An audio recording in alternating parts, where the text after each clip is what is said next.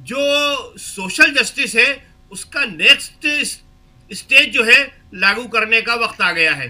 50% की जो कैप है उसे हटाने का वक्त आ गया है। केजरीवाल इस पर एक शब्द भी नहीं बोलते। तो केजरीवाल ने जो बीजेपी के पिच में राजनीति करने की कोशिश की है वो उनको बहुत ही नुकसान पहुंचा चुकी है। आखिर देखिए, ये सवाल बार बार होता है कि आधार क्या है, केजरीवाल की पार्टी का आधार क्या है। आधार सिर्फ इतना था कि दिल्ली में उनकी सरकार थी 11 साल से, उससे जो फायदे मिल रहे थे उसके तहत लोग उससे जुड़े हुए थे। और अब यहां हारने के बाद आम आदमी पार्टी पूरी तरह खत्म हो जाएगी। पंजाब में उनको अपनी सरकार बचाना मुश्किल हो जाएगी, क्योंकि आधार नहीं है, कोई राजनीतिक आधार नहीं है, कोई विचारों का आधार नहीं है। तो ये जो है अरविंद केजरीवाल ने अपना बहुत बड़ा नुकसान कर दिया है। अरविंद केजरीवाल लोग समझते थे कि एक नए प्रयोग की तरह आए थे, एक आंदोलन से निकले थे। वो आंदोलन नहीं था, वो एक देश के साथ बहुत बड़ा धोखा था जो इससे पहले भी कई लोग दे चुके हैं देश को। देखिए, कांग्रेस के खिलाफ खड़े होना अपने आप में कोई बहादुरी की बात नहीं होती है कि साहब कांग्रेस के खिलाफ खड़े हो गए तो लोग आपका समर्थन दे दें।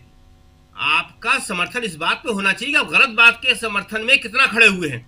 आज इतनी बड़ी घटना हो गई, अभी तक कहीं देश में उस बात को लेकर चर्चा नहीं। अभी जो किया था उसका विरोध करने की हिम्मत नहीं है, और ये विरोध खाली राहुल गांधी कर पा रहे हैं। दिल्ली के अंदर कांग्रेस वापस खड़ी हो गई है, और दिल्ली के अनुभव से कांग्रेस जो है वापस देश में एक नए तरीके से खड़ी होगी, ऐसा हमें विश्वास है। आम आदमी पार्टी की एक बात यहां हम और बता दें कि देखिए, इस तरह की जो पार्टी होती है, मैं याद आ रहा है स्वतंत्र पार्टी हुआ करती थी एक, आपको याद होगा, खत्म हो गई। राजनीतिक आधार, विचारधारा का आधार होना बहुत जरूरी है। और संदीप दीक्षित बहुत पीछे चल रहे हैं। संदीप दीक्षित ने देखिए धारणाओं की लड़ाई लड़ी है, अलका लांबा भी बहुत पीछे हैं, 400-500 के बीच में। ये लोग धारणाओं की लड़ाई लड़ रहे थे। धारणाओं की लड़ाई कांग्रेस कभी नहीं लड़ती है, लड़ेगी तो पीछे रहेगी। धारणाओं की लड़ाई में मोदी जीत सकते हैं, आम आदमी पार्टी जीत सकती है, या जो भी नकली चीजें पैदा करने के माहिर लोग होते हैं वो जीत सकते हैं। तो कांग्रेस को ये समझना पड़ेगा कि धारणाओं की लड़ाई लड़ना या चुनाव के टाइम सिर्फ खड़े हो जाना उसे बहुत नुकसान पहुंचाएगा। संदीप दीक्षित के बारे में एक बात हम और बता दें कि अभी चांदनी चौक से जो चुनाव लड़ रहे हैं मुदित अग्रवाल, जयप्रकाश अग्रवाल के बेटे, उन्होंने संदीप दीक्षित पे बड़े गंभीर आरोप लगाए हैं, और वो काफी हद तक सही है कि सिर्फ चुनाव के टाइम आप सक्रिय हो गए, लोकसभा में कार्यकर्ता आपके पास गए, हम लोग आपके पास गए कि भाई काम करिए, आप कहीं नहीं थे। अलका लांबा लास्ट तक ये कहती रही कि मैं चुनाव नहीं लड़ूंगी। ये लोग धारणाएं पैदा कर देते हैं मीडिया में, अपने समर्थकों में, या सोशल मीडिया के जरिए, और उसके पीछे लोग लग जाते हैं। धारणाओं से आप कभी भी बीजेपी को नहीं हरा सकते हैं। आपको जमीन पे काम करना पड़ेगा। आप देखेंगे कि कांग्रेस के जिन प्रत्याशियों ने ज्यादा वोट लिए हैं, अच्छी स्थिति में है, वो 5 साल तक काम करते रहे हैं, लोगों के बीच रहे हैं। सोशल मीडिया भी एक उसी तरह का धोखा है जिस तरह का गोदी मीडिया है। इस बात को समझना बहुत जरूरी है कि सिर्फ सोशल मीडिया के जरिए कोई भी पार्टी या प्रत्याशी जो है अपना माहौल नहीं बना सकता है। जी राजीव जी। जी, सोशल मीडिया पे आप भी हैं, आप तो धोखा नहीं देते हैं शकील जी? समझना पड़ेगा। सोशल मीडिया पे देखिए हर चीज, ये तो हम सोशल मीडिया पे हैं, हम यहाँ आपके चैनल पे भी हैं, हम अखबारों में भी हैं, हम पत्रकारिता के हर रूप में हैं। लेकिन ये फैसला आपको करना पड़ेगा कि हम क्या हैं। ये हम नहीं बताएंगे कि हम क्या हैं। अगर आप हमारे पाठक हैं, आप हमारे श्रोता हैं, तो आपको फैसला करना पड़ेगा कि हम क्या हैं, हम क्या नहीं हैं। ये देखना और बताना हमारा काम कभी नहीं होगा। हम हर रूप में होंगे और हर रूप में अपने तरीके से लोगों तक सही बात पहुंचाने की कोशिश करेंगे।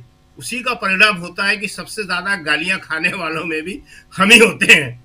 जी जी, बिल्कुल बिल्कुल। यहाँ बहुत गंभीर चर्चा हो रही है दोस्तों। एक तरफ तो आप देख रहे हैं रुझान जो हैं वो 70 के 70 सीटों के रुझान हैं। 36 पे इस वक्त बीजेपी आगे है, 30 पे आम आदमी पार्टी, 3 पर कांग्रेस और 1 अदर्स के खाते में। ये हमारे स्क्रीन पर आप देख रहे हैं। उसके अलावा नई दिल्ली से लेकर उत्तर पूर्वी दिल्ली और फ्लिप हो रहे हैं दोनों साइड बाएं दाएं। ये 7 भाग में 7 संसदीय क्षेत्र में बटी हुई दिल्ली, और उसमें 10-10 विधानसभा विधानसभा, और वो आंकड़े आप हमारे बाएं और दाएं साइड देख रहे हैं। और बीच में हमारे 4 साथी विश्लेषक साथी हैं। अभी शकील जी को आप सुन रहे थे, डॉक्टर राकेश पाठक जी हैं, प्रोफेसर रविकांत जी हैं और प्रशांत टंडन जी हैं मेरे साथ।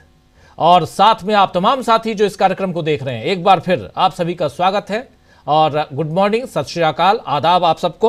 और सबसे बड़ी चीज कि दिल्ली का चुनाव किस दिशा में जा रहा है, लेकिन उसके अलावा कुछ गंभीर चिंतन कांग्रेस की जब बात कर रहे थे शकील जी, तो महत्वपूर्ण ये कि आप गोदी मीडिया हो, सोशल मीडिया हो, डिजिटल मीडिया हो, रेडियो हो, कुछ भी हो, लेकिन सबसे पहले आप धरती पर, धरातल पर, जमीन पर, जो भी कह लीजिए, वहां काम करते हुए नजर आए। और यहां कितना काम करते हुए कांग्रेस पार्टी दिल्ली में नजर आई पिछले 5 साल में, यह भी देखना होगा। आम आदमी पार्टी आखिर आज पिछड़ रही है तो उसके क्या कारण हैं, और बीजेपी अगर आगे बढ़ रही है तो उसके क्या कारण हैं, ये सब कुछ समझने की जरूरत है। आज शाम तक इन सब पे विश्लेषण हम करेंगे। 74 वोटों से, मात्र 74 वोट से अरविंद केजरीवाल पहले राउंड में परवेश साहिब सिंह वर्मा से पीछे हैं।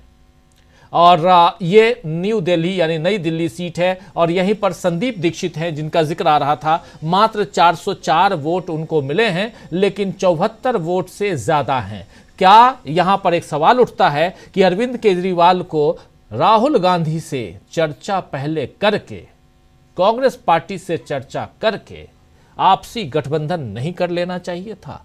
क्या आज जो रिजल्ट दिखाई दे रहा है, जो अभी रिजल्ट में तब्दील नहीं हुए, जो रुझान दिखाई दे रहे हैं, इन रुझानों पर गौर फरमाएंगे अरविंद केजरीवाल कि उन्होंने गलती की?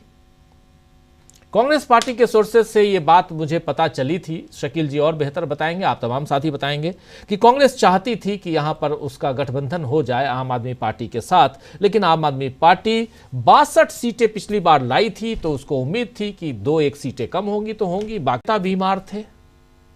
ये बात सोचनी होगी संदीप दीक्षित के साथ साथ अजय माकन को भी, और ऐसे तमाम नेताओं को जो दिल्ली पर अपना दावा ठोकते हैं कि आखिर आज ये 3 रहे या 2 रहे।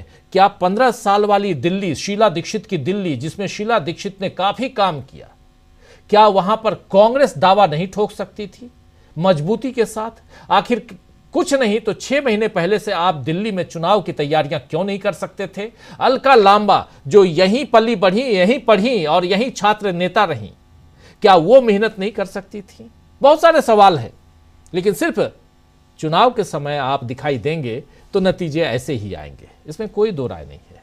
आप चुनाव आयोग, चुनाव की प्रक्रिया, इन सब पे हम लोग चर्चा करेंगे, खूब चर्चा करेंगे, लेकिन क्या सचमुच बाकी लोगों ने ईमानदारी के साथ, मेहनत के साथ काम किया है, ये भी सवाल उठता है। आएंगे इन सब पे। प्रशांत टंडन जी, क्या कहेंगे आप? देखिए, इस वक्त जो आपकी स्क्रीन पे नंबर है, ये नंबर ऊपर नीचे अब होंगे थोड़े बहुत, लेकिन ये डायरेक्शन अब तय हो गया है।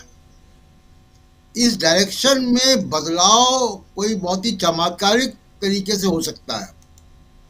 आमतौर पे सेकेंड राउंड के बाद ये जो नंबर हैं, अब ये इसी दिशा में थोड़ा बहुत करेक्शन आगे पीछे का होगा। यानी दिल्ली में बीजेपी को स्पष्ट बहुमत दिखाई दे रहा है, पहली बात। दूसरी बात कि जो बड़ी कंस्टिट्यूंसी थी अरविंद केजरीवाल की, मिडिल क्लास, वो उनके पास से हट गई है। मिडिल क्लास केवल कंस्टिट्यूंसी नहीं, दिल्ली में 60% से ऊपर है मिडिल क्लास, लेकिन मिडिल क्लास का शोर बड़ी दूर तक जाता है, वो परसेप्शन क्रिएट करता है। अब मैं आपको एक आंकड़ा देता हूं। इस वक्त जब हम लोग बात कर रहे हैं, बीजेपी का वोट शेयर है 49%, आम आदमी पार्टी का है 42.6% और कांग्रेस का है 6.25%। अब कांग्रेस का और आम आदमी पार्टी का वोट शेयर मिला दे तो बीजेपी के बराबर हो। ये गलती आम आदमी पार्टी से हुई, और ये गलती क्यों हुई, जरा इसको भी हम लोग बात कर रहे हैं, ट्रेंड आते रहेंगे 1 मिनट में जी। देखिए, DMK, Samajwadi party, RJD, Jharkhand Mukti Morcha, Trinamool Congress, Telugu Desam party, ये तमाम पार्टी जिनका मैं नाम ले रहा हूं, ये दशकों पुरानी पार्टियां हैं। शिवसेना, ये अपने कोर राज्यों से बाहर निकल के उन्होंने चुनाव नहीं लड़े। कुछ वोट शेयर लाने के लिए, कुछ सीट अरेंजमेंट के लिए समाजवादी पार्टी कभी मध्य प्रदेश में जाती है, कभी दिल्ली भी आती है, लेकिन आरजेडी झारखंड में जाती है, एक लिमिटेड वे में जाती है। लेकिन आरजेडी ने महाराष्ट्र में चुनाव लड़ने की कभी नहीं सोची होगी। शिवसेना महाराष्ट्र के आगे बहुत सीमित दायरे में गई, लेकिन आम आदमी पार्टी कहां से कहां गई? गुजरात गए, गोवा गए, सब जगह लड़े और जहां जा रहे हैं। और अभी पहले जो आप नई पार्टी थे, दशकों पुरानी पार्टियां आगे नहीं गई, अपने अपने राज्यों में रही, उनका कोई वजह होगी। आपको मालूम है राजीव जी, मैं मैराथन दौड़ता हूं जी, तो मैराथन में पहले 5 किलोमीटर में स्लो दौड़ता हूं ताकि 42 किलोमीटर तक एनर्जी बची रहे। जी, पहले 5 किलोमीटर अगर मैं फास्ट दौड़ लूंगा तो मैं ना अपना टाइमिंग बचा पाऊंगा, ना अपना 42 किलोमीटर का फिनिश पॉइंट बचा पाऊंगा। आम आदमी पार्टी ने वही किया कि मैराथन की दौड़ में पहले 5 किलोमीटर बहुत तेजी से दौड़ गए। जी राजीव, बिल्कुल सही कह रहे हैं। पहले ही दौर में आप आगे अगर निकलने की कोशिश करेंगे शुरुआती दौर में, तो आप पिछड़ जाएंगे, आप थक जाएंगे। क्या आम आदमी पार्टी यहां थक चुकी है? थकने का मतलब आप फिजिकली नहीं, यहां आपसे आपके वोटर थक जाते हैं। ये राजनीति है, सियासत है। खैर, इन सब पे चर्चा करेंगे। इस बीच आम आदमी पार्टी 30 सीटों पे आ गई है और बीजेपी 36 सीटों पे है। ये आंकड़े ऊपर नीचे होते रहेंगे, मजेदार आंकड़े हैं, हम आप तक पहुंचा ही रहे हैं, चर्चा करते रहेंगे। इस बीच खबर यह भी आ रही है कि अरविंद केजरीवाल आगे हो गए हैं। अरविंद केजरीवाल पहली दफा आगे हुए हैं, यह खबर भी है। तो बहुत सारी चर्चाएं, हम इन चर्चाओं को और इन सारी खबरों को आप तक हम पहुंचाते रहेंगे। एक बार जल्दी से प्रोफेसर रविकांत जी आपके पास आना चाहता हूं। प्रोफेसर साहब, चर्चा होती रहेगी, ऐसी बातें हम करेंगे। कांग्रेस पार्टी और एक जो कहें तो जो वोट बैंक रहा है, जैसे बीएसपी का वोट बैंक, कांग्रेस का वोट बैंक, या आम आदमी पार्टी का, शुरुआत में प्रशांत टंडन जी बता रहे थे झुग्गी झोपड़ी, फिर टैक्सी, ऑटो, ये सब जो वोट बैंक था, क्या यहां पर सेंध लगते हुए आप देख रहे हैं? अगर कांग्रेस, बीजेपी आगे है, बीजेपी का 50% से ज्यादा वोट शेयर अभी दिखाई दे रहा है, तो क्या ये सब कुछ यहां से डेंट लगते हुए, और इसमें एक बड़ा फैक्टर क्या कांग्रेस पार्टी है? लेकिन इस बीच देखिए, ब्रेकिंग खबर, नई दिल्ली सीट से केजरीवाल आगे हो गए हैं। नई दिल्ली सीट से अब केजरीवाल आगे, रुझानों के बीच आम आदमी पार्टी के लिए एक अच्छी खबर और हलचल तेज हो गई है। इधर जंगपुरा सीट से मनीष सिसोदिया भी आगे हो गए हैं। मनीष सिसोदिया भी दूसरे राउंड में आगे हो गए हैं। चुनाव आयोग के आंकड़ों में बीजेपी को बहुमत है। चुनाव आयोग के जो आंकड़े हैं, उन आंकड़ों में बीजेपी को बहुमत है, क्योंकि चुनाव आयोग के आंकड़े बता रहे हैं टोटल 62 में से 39 सीट्स चुनाव आयोग के आंकड़ों के हिसाब से बीजेपी को और आम आदमी पार्टी को 23 सीट और ओखला से MIM यानी असदुद्दीन ओवैसी की पार्टी ओखला से वो आगे हो गई है। तो अलग अलग जगहों से रुझानों के बीच आम आदमी पार्टी के में जो हलचल वो तेज है। अरविंद केजरीवाल भी आगे हैं और जंगपुरा से मनीष सिसोदिया भी आगे हो गए हैं। लेकिन चुनाव आयोग के जो आंकड़े आ रहे हैं, उन आंकड़ों में 39 सीट्स के साथ बीजेपी आगे है। ये चुनाव आयोग के आंकड़े, हम भी धीरे धीरे चुनाव आयोग को ही फॉलो करने लगेंगे। जो हमारे आंकड़े, हमारे तमाम अलग अलग जगह पे जुड़े हुए हमारे संवाददाता, रिपोर्टर्स जो आंकड़े दे रहे हैं, उन आंकड़ों को हम आप तक पहुंचा रहे हैं। हमारे साथ यहां पर 4 वरिष्ठ साथी जुड़े हुए हैं। प्रशांत टंडन जी हैं, डॉक्टर राकेश पाठक जी हैं, प्रोफेसर रविकांत जी हैं और शकील अख्तर जी हैं। एक बार डॉक्टर साहब आपके पास आना चाहता हूं। आंकड़े बहुत कुछ बताते रहेंगे, लेकिन सबसे बड़ी चीज आपके पास आऊं, लेकिन आपसे पहले जरा प्रोफेसर रविकांत जी के पास आता हूं, और उनके पास पहले आया हुआ था, वो अपनी बात रख रहे थे। प्रोफेसर साहब, क्या यहां पर कांग्रेस ने तो डेंट पहुंचाया ही है, लेकिन बीजेपी ने सेंधमारी की है, और मिडिल क्लास से ज्यादा लोअर मिडिल क्लास में उन लोगों के बीच जो झुग्गी झोपड़ी और जिनको फ्री बिजली, फ्री बीज की बात जो होती थी, इन सब के दम पर अरविंद केजरीवाल ने अपने उसमें किया हुआ था, पाले में लिया हुआ था। देखिए राजीव जी, एक बात तो मुझे ये कहनी ही है कि अगर अरविंद केजरीवाल चुनाव जीतते हैं तो ये नतीजे आम आदमी पार्टी की तरफ जाएंगे। माने बहुमत का आंकड़ा, जो मेरा अपना अनुमान है, क्योंकि बीजेपी ने पूरी ताकत झोंकी थी अरविंद केजरीवाल को हराने के लिए। यहां से आप टेस्ट समझ सकते हैं कि क्या सामने आ रहा। तो अभी ये आंकड़े बदल भी सकते हैं अगर केजरीवाल चुनाव जीत रहे हैं तो। दूसरा, जो आप मध्य वर्ग और निम्न मध्य वर्ग की बात कर रहे हैं, जिसके इस देश में सबसे बड़ी अस्मिता जाति की है, इस बात को बखूबी बीजेपी ने समझा है, खास करके मोदी और शाह ने। तो उन्होंने जो पूरी कैंपेन की है इस चुनाव में अंदरूनी स्तर पर, और अभी से नहीं की है, पिछले 3-4 महीने से लगातार उनके नेता हैं पूर्वांचल के, ये जो मुझे जानकारी है, चाहे वो पटेल नेता हो, निषाद नेता हो, कश्यप नेता हो या दलित जातियों के नेता हो, वो सब वहां पर एक तरह से कैंप कर रहे थे। जो मिडिल आपका वर्ग है, उसमें 2-3 फैसले जो अभी आए बीजेपी के, एक तो 8वां वेतन आयोग उन्होंने गठित किया, हालांकि कैबिनेट से वो नहीं पास हुआ, ऐसे ही कहा गया, तो उसका एक प्रभाव है। दूसरा, इधर इनकम टैक्स वाला भी जो मामला आया, अब उसमें कितना भ्रम पैदा किया गया है, कितनी सच्चाई है, ये भी समझना पड़ेगा। लेकिन इससे जो मिडिल क्लास की नाराजगी थी बीजेपी से, उस नाराजगी को कम करने में, और खास करके जो लोग बीजेपी के अंधभक्त हैं, वो बीजेपी को ही वोट करना चाहते हैं, उन्हें कुछ चाहिए, जैसे इस्लामोफोबिया चाहिए, उसी तरह से उन्हें कुछ अपने हित का। यही मिडिल क्लास सबसे ज्यादा स्वार्थी भी होता है राजीव जी, सबसे ज्यादा सेल्फिश अगर कोई होता है तो मिडिल क्लास ही होता है, और सबसे ज्यादा अगर कोई बदलाव करने वाला होता है तो भी मिडिल क्लास होता है। मिडिल क्लास की भूमिका पूरे आधुनिक समाज में सबसे बड़ी रही है। अब वो ज्यादा सेल्फिश हो रहा है या ज्यादा बदलाव के लिए कदम उठा रहा है, ये आपको आंकना पड़ेगा, ये जांचना पड़ेगा।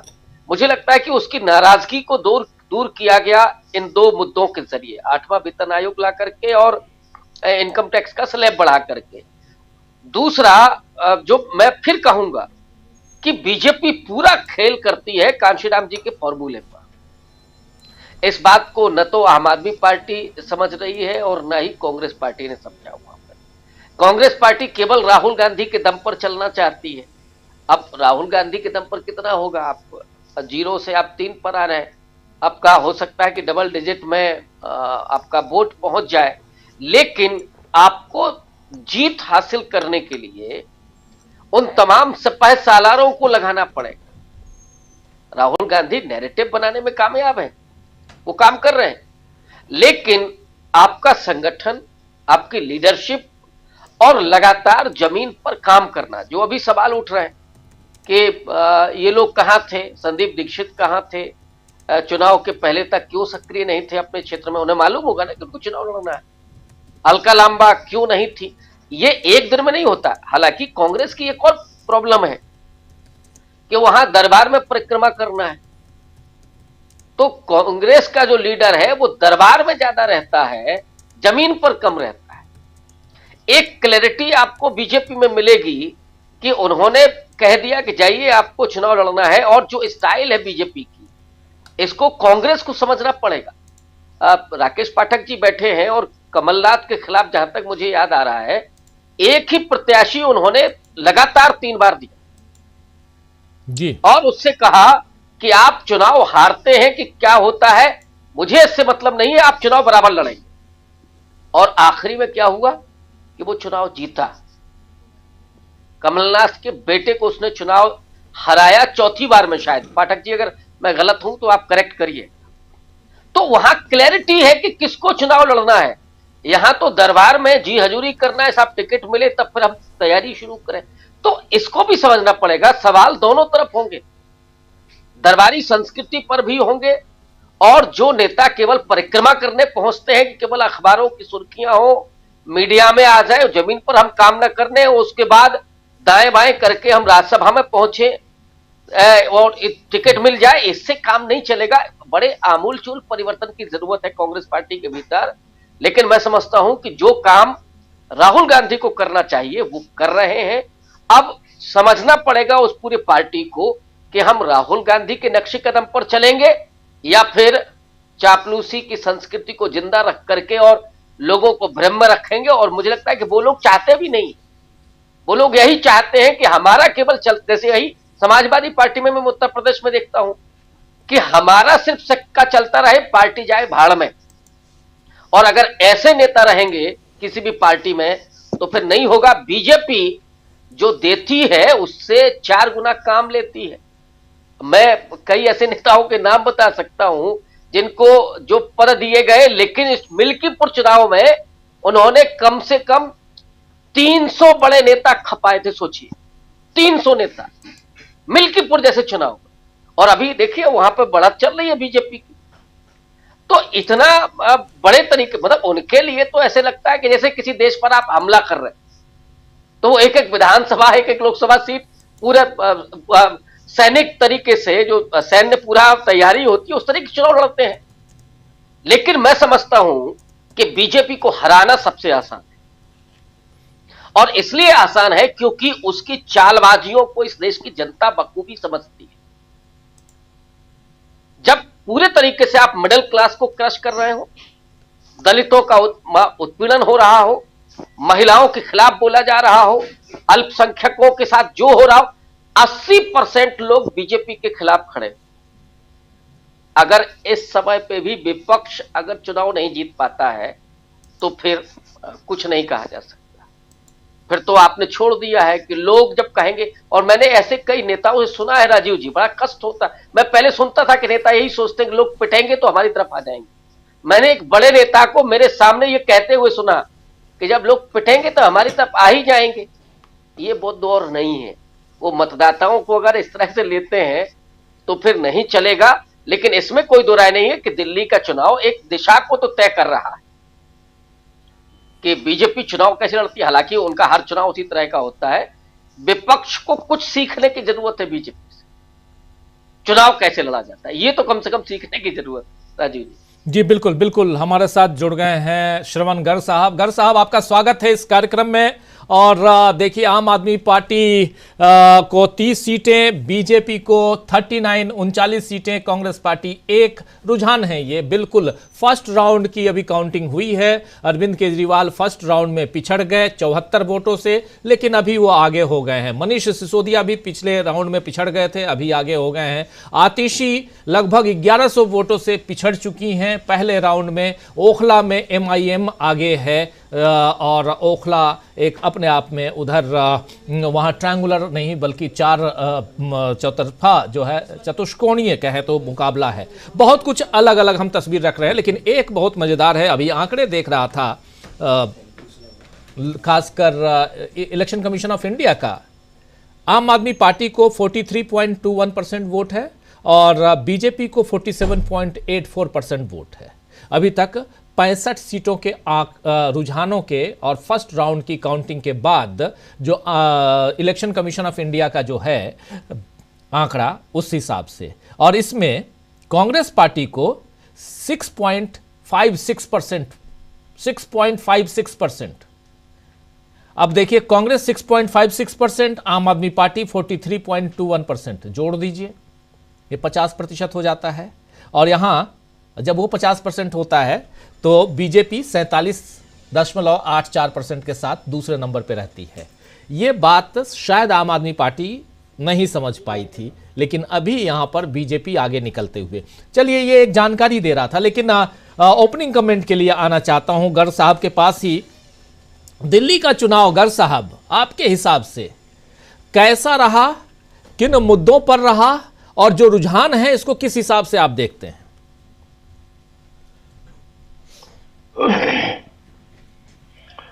देखिए राजीव जी, इस जो मैं 8 बजे से देख रहा हूं ये पूरे के पूरी चीजों को जी,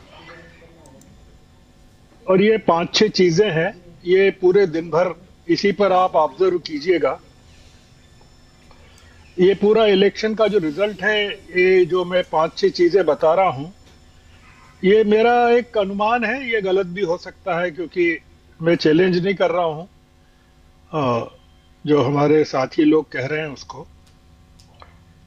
ये जो दिख रहा है वो केजरीवाल की हार है, पर बीजेपी की जीत नहीं है। ये बीजेपी को नेगेटिव वोट मिला है। केजरीवाल के खिलाफ जो एंटी इनकम्बेंसी पिछले 10 सालों की थी और जो एरोगेंस उनकी पार्टी में या उनके लोगों में आ गया, ये उसको रिफ्लेक्ट कर रहा है। पहली चीज ये है। दूसरा, इसमें आप अगर देख रहे हैं, पिछले चुनाव के आंकड़े अगर देखें आप 2020 के, और हार जीत के मार्जिन को देखें अगर आप, और इस बार जिस तरह का मार्जिन चल रहा है उसको देखें आप, आपको लगेगा कि बहुत ही कम मार्जिन से चीजें चल रही हैं। ये इंडिकेट करता ये है कि कांग्रेस को अलग करके, कांग्रेस को आइसोलेट करके, राहुल गांधी को बेईमान बताकर केजरीवाल ये चुनाव जीतना चाहते थे खुद की छवि पर। ये रुझान बता रहे हैं कि इंडिया ब्लॉक के तमाम नेता ये समझ लें कि अगर वो राहुल गांधी को बेईमान बताकर और कांग्रेस को आइसोलेट करके चुनाव जीतना चाहेंगे तो उनकी वही दुर्गति होगी जो आम आदमी पार्टी की दिख रही है।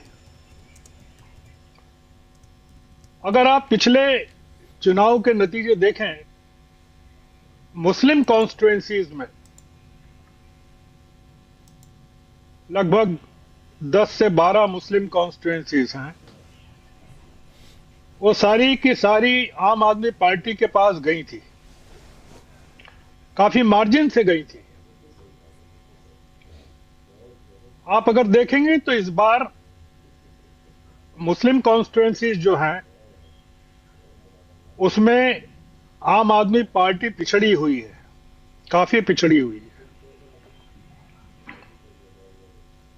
आम आदमी पार्टी के जो नेता पिछली बार मुस्लिम नेता 2 कॉन्स्टिट्यूएंसी से जीते थे, उनको इस बार पसीने आ रहे हैं, क्योंकि फाइनल रिजल्ट नहीं आए हैं। मैं नाम नहीं ले रहा हूं जी।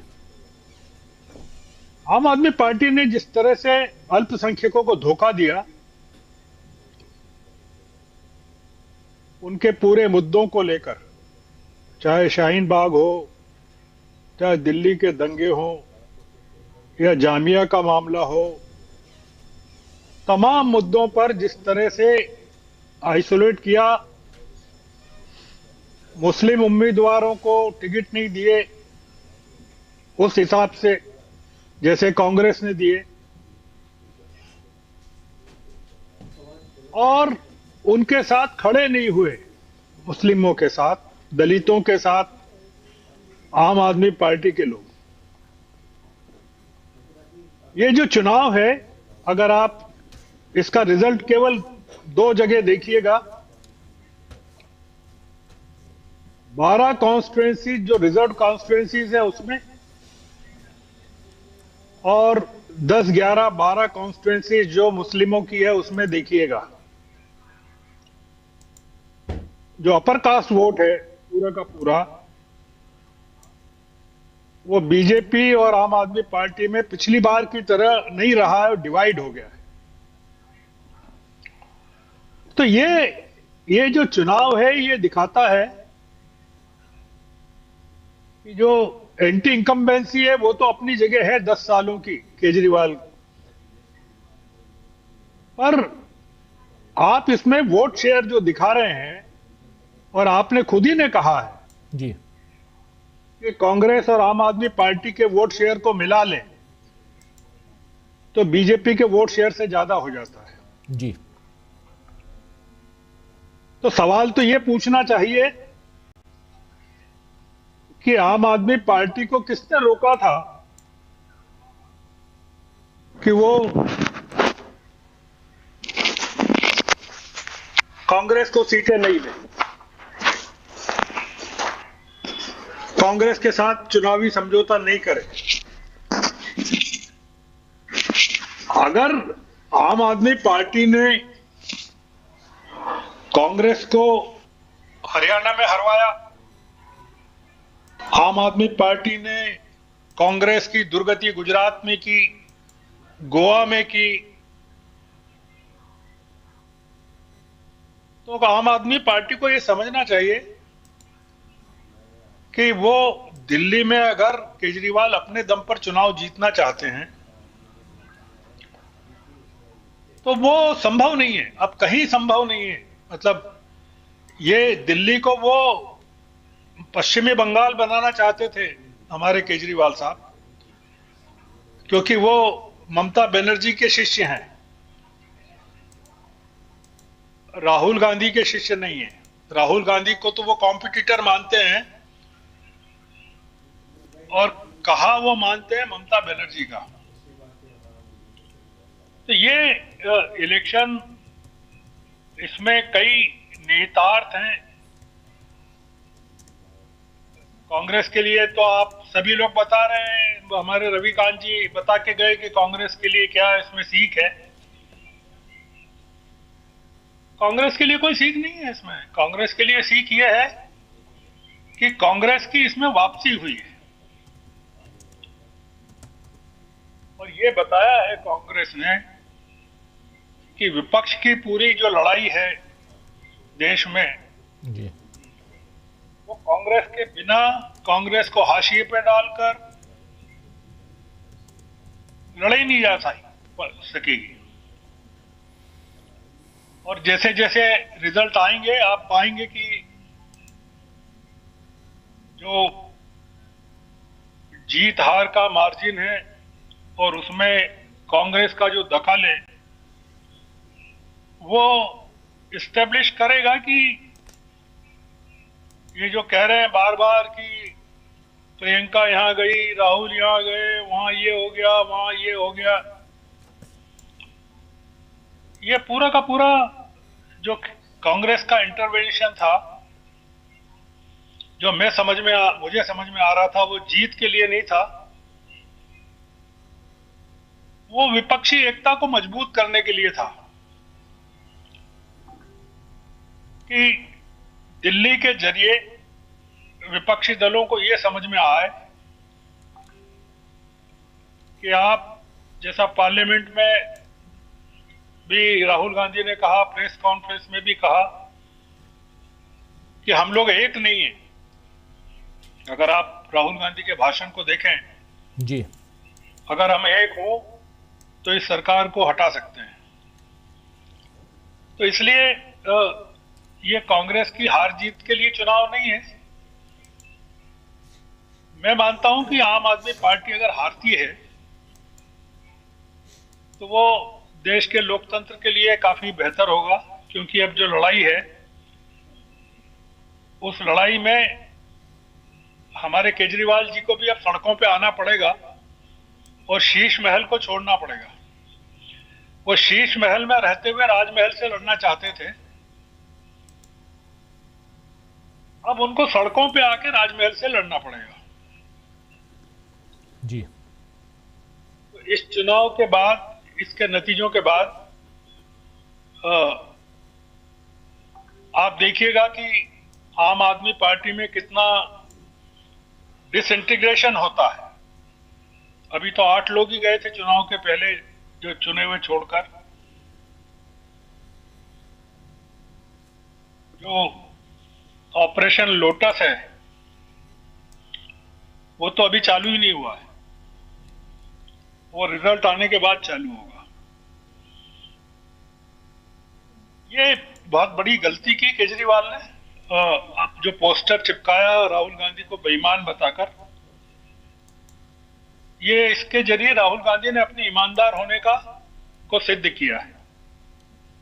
मैं अभी इतना ही कहना चाहता हूँ। जी जी जी, बिल्कुल बिल्कुल बिल्कुल बिल्कुल, शुक्रिया आपका। बने रहिए हमारे साथ, बहुत कुछ अभी हम इस यहाँ पर सुन रहे हैं, जान रहे हैं। मेरी आवाज़ आ रही है आप लोगों तक? जी जी, तो यहां हम दिल्ली चुनाव की बात कर रहे हैं। आज रिजल्ट नतीजे का दिन दोस्तों, और उसमें भी आज सबसे बड़ी चीज कि यहां जो रुझान आए हैं उन रुझानों में आम आदमी पार्टी पिछड़ती हुई नजर आ रही है। 36 के आंकड़े चाहिए, बहुमत के आंकड़े 36, लेकिन 36 में आम आदमी पार्टी जो पिछली दफा 2020 में 62 सीटों पे थी, वो 27 सीटों पर रुझानों में सिमटती हुई दिखाई दे रही है। और सबसे बड़ी बात कि आम आदमी पार्टी के दिग्गज नेता, कई दिग्गज नेता वो पिछड़ रहे हैं इस वक्त। पहले राउंड की काउंटिंग हुई है, बीजेपी कई जगह स्वीप करती हुई और लंबी मार्जिन के साथ आगे बढ़ती हुई दिखाई दे रही है। ये क्यों ऐसा हुआ? चुनाव आयोग, चुनाव की पद्धति, बाकी चीजों में जो आरोप लगा रहे हैं राहुल गांधी, इंडिया ब्लॉक के और भी नेता, राहुल गांधी और संजय राउत और सुप्रिया सुले ने जो प्रेस कॉन्फ्रेंस कल की थी महाराष्ट्र को लेकर, उन सब पे हम चर्चा तो कर ही रहे हैं। लेकिन उसके अलावा कुछ मुद्दे, कुछ ऐसे सवाल जिन पर हम चर्चा यहां कर रहे हैं, बहुत जरूरी है उन सवालों पर चर्चा करना भी। हमारे साथ यहां डॉक्टर प्रकाश हिंदुस्तानी जी भी जुड़ गए हैं। प्रकाश जी, आपका स्वागत करता हूं इस कार्यक्रम में। पहले से हमारे साथ जुड़े हुए डॉक्टर राकेश पाठक जी, इधर अमलेंदु उपाध्याय जी स्टूडियो से जुड़ गए हैं, शकील अख्तर जी, तमाम साथी हैं, और प्रशांत टंडन जी हैं। जरा एक एक कर आप सबके बीच आता हूं। उधर हमारे सहयोगी, अभी थोड़ी देर पहले आप लोगों ने देखा कि नई दिल्ली जो काउंटिंग सेंटर है वहां से रिपोर्ट्स वो लोग दे रहे थे, उन तक भी चलेंगे हम। और बीजेपी कार्यालय, बीजेपी मुख्यालय में क्या चल रहा है, ढोल नगाड़े बज रहे हैं या नहीं, और आम आदमी पार्टी में क्या चल रहा है दफ्तर में, कांग्रेस पार्टी के दफ्तर में क्या कुछ चल रहा है, वहां भी ले चलेंगे। सब कुछ आप तक हम पहुंचाएंगे। प्रकाश जी, ओपनिंग कमेंट आपका। पहली दफा जुड़ रहे हैं आज आप, और दिल्ली के चुनाव को अभी थोड़ी देर पहले मेरे पास एक सोशल मीडिया पे जो चलते हैं अलग अलग कमेंट्स और लिखते हैं लोग अपने विचार, उसमें से एक विचार ये आया था, वायरल मैसेज कहें, वो ये था कि बैलेट पेपर में आगे आम आदमी पार्टी, उसके बाद फिर 10 बजे तक आम आदमी पार्टी आगे रहेगी, फिर थोड़ा टेक्निकल प्रॉब्लम होगा, बीजेपी फिर आगे हो जाएगी, और अंत में 4 बजे शाम को बीजेपी की जीत हो जाएगी। और ये ट्रेंड, मैं आपसे ये बात इसलिए शेयर कर रहा हूं, श्रवण गर्ग साहब भी, आप भी, और डॉक्टर राकेश पाठक जी, तीनों देखिए, आप तीनों मध्य प्रदेश से जुड़े हुए हैं, इसलिए भी मैं ये बात कह रहा हूं, क्योंकि ट्रेंड जो है वो छत्तीसगढ़ का, मध्य प्रदेश का, हरियाणा का, महाराष्ट्र का, ये सारे ट्रेंड उसी हिसाब से रहे हैं। अब दिल्ली का ट्रेंड भी वैसे ही दिखाई दे रहा है। डॉक्टर साहब, डॉक्टर राकेश पाठक जी, क्या कहेंगे? जोड़ना चाहता हूं। अभी श्रवण जी ने भी बहुत विस्तार से कहा।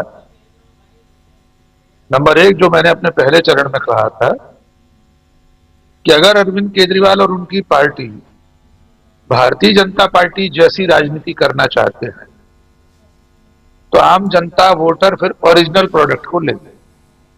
थोड़े साधारण से उदाहरण से बताता हूं। जैसे फेसबुक के 2 तरीके होते हैं, एक फेसबुक होता है, एक फेसबुक लाइट होता है। इसी तरह सिगरेट के ब्रांड होते हैं, क्लासिक होता है, एक क्लासिक लाइट होता है। ऐसे ही आम आदमी पार्टी बीजेपी लाइट है। तो अब उपभोक्ता ने असली बीजेपी को चुन लिया, लाइट को खारिज कर दिया। अभी तक के रुझान ये बता रहे हैं। दूसरी बात, ये जनवरी में शुरू होकर आज 8 फरवरी को नहीं खत्म हुआ है। आप इन घटना को खारिज नहीं कर सकते जो 5 साल से दिल्ली में चल रहे थे। अरविंद केजरीवाल जेल में, उनके मंत्री जेल में, भारतीय जनता पार्टी के घटक दल का एक पदाधिकारी, जैसे संयोग से उपराज्यपाल कहा जाता है, उसकी कारगुजारियां, कामकाज रोकने के लिए सुप्रीम कोर्ट तक जाना, ऐसा कोई प्रयास बीजेपी ने पिछले 5 साल में नहीं किया जो किसी भी दूसरे राजनीतिक दल, हम अरविंद केजरीवाल की राजनीति को कितना भी खारिज करें, वैचारिक स्तर पर साफ माने कि वे भी वैसी ही राजनीति कर रहे थे जैसी बीजेपी करती है। लेकिन इन घटनाओं को अनदेखा नहीं किया जा सकता कि केंद्र में बैठी सरकार ने एक राज्य सरकार को, जो कि पूर्ण राज्य भी नहीं है, उसे 5 साल काम नहीं करने दिया, जेल में डालकर रखा। क्या इसका प्रभाव नहीं पड़ा होगा जनता में? दूसरी बात, जो आम आदमी पार्टी ने, जो अभी कई लोगों ने कहा, प्रशांत जी ने भी कहा कि दूसरे राज्यों में भारतीय जनता पार्टी के सामने जहां कांग्रेस अकेली मुकाबले में होती है, वहां आम आदमी पार्टी ने जाकर जो नुकसान पहुंचाया वो पूरे देश की राजनीति का नुकसान। मध्य प्रदेश, गुजरात, हरियाणा, क्योंकि अरविंद केजरीवाल को शायद ये लगने लगा था वे अगली बार प्रधानमंत्री बनने वाले।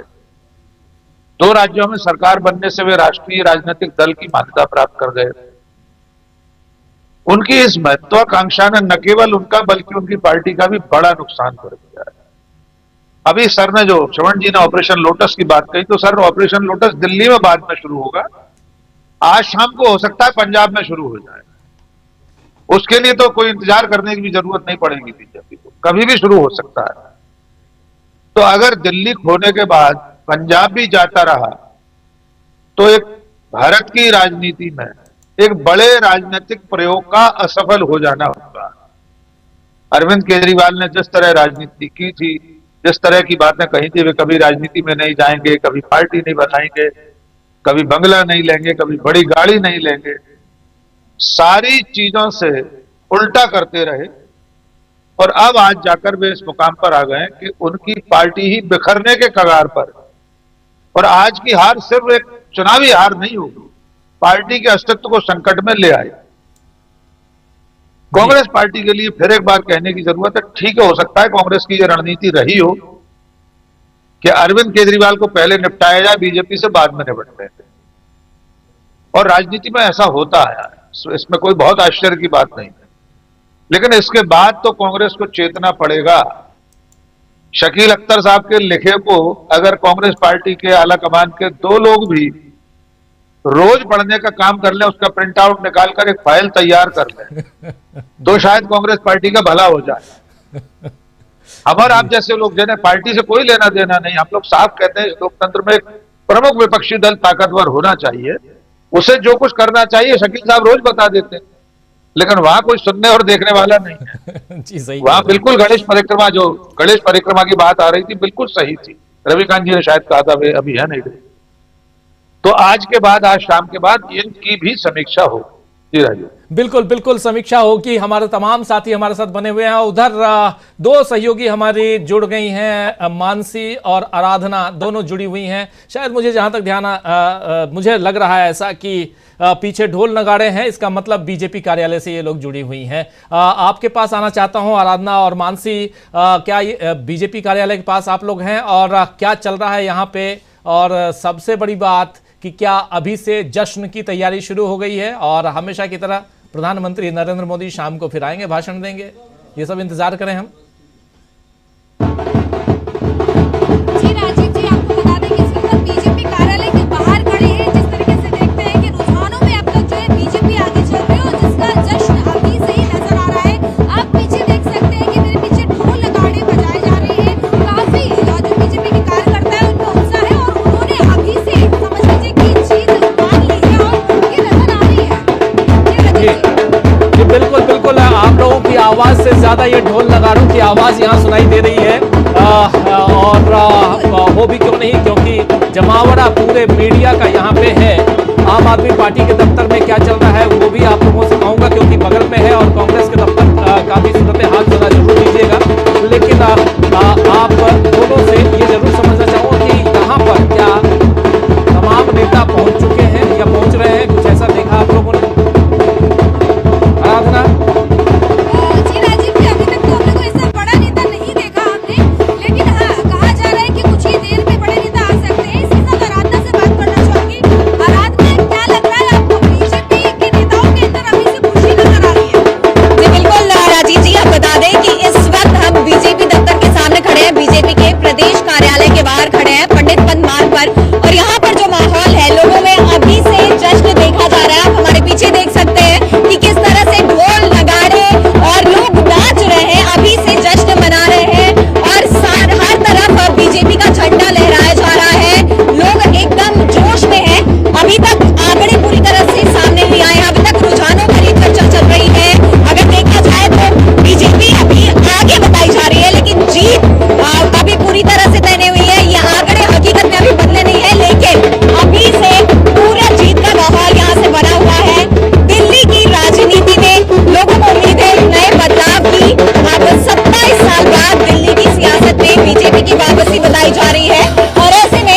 तरह का ये पूरा माहौल यहाँ पर देखा जा रहा है।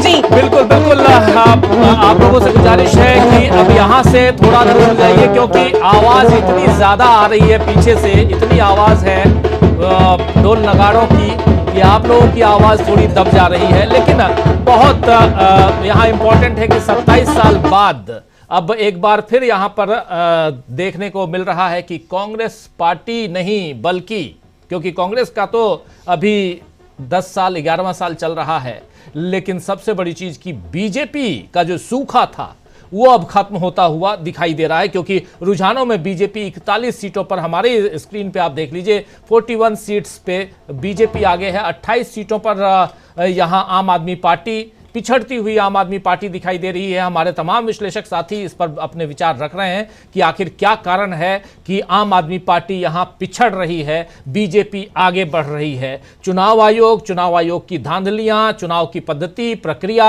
और उसमें ट्रांसपेरेंसी, इन सब पे हम खूब चर्चा कर रहे हैं, आज भी चर्चा करेंगे। लेकिन उसके अलावा कुछ मूलभूत सवाल हैं, उन सवालों को, बेसिक सवाल, उन सवालों को भी हम टटोलने की कोशिश कर रहे हैं। आप लोग बने रहिए, मानसी और आराधना, आप लोगों के बीच फिर से हम आएंगे, लेकिन जरा एक एक कमेंट लेना। डॉक्टर प्रकाश हिंदुस्तानी जी, आपके पास आना चाहता हूं, और आप कैसे देखते हैं प्रकाश जी, यहां दिल्ली का चुनाव बहुत इंपॉर्टेंट, छोटा सा राज्य लेकिन बहुत इंपॉर्टेंट राज्य इस लिहाज से, और उसमें भी बीजेपी लगातार चाहती थी कि इस पर किसी तरह काबिज हो। आधी सरकार तो बीजेपी की थी ही यहां पर एलजी के जरिए, लेकिन अब पूरी सरकार चाहती थी।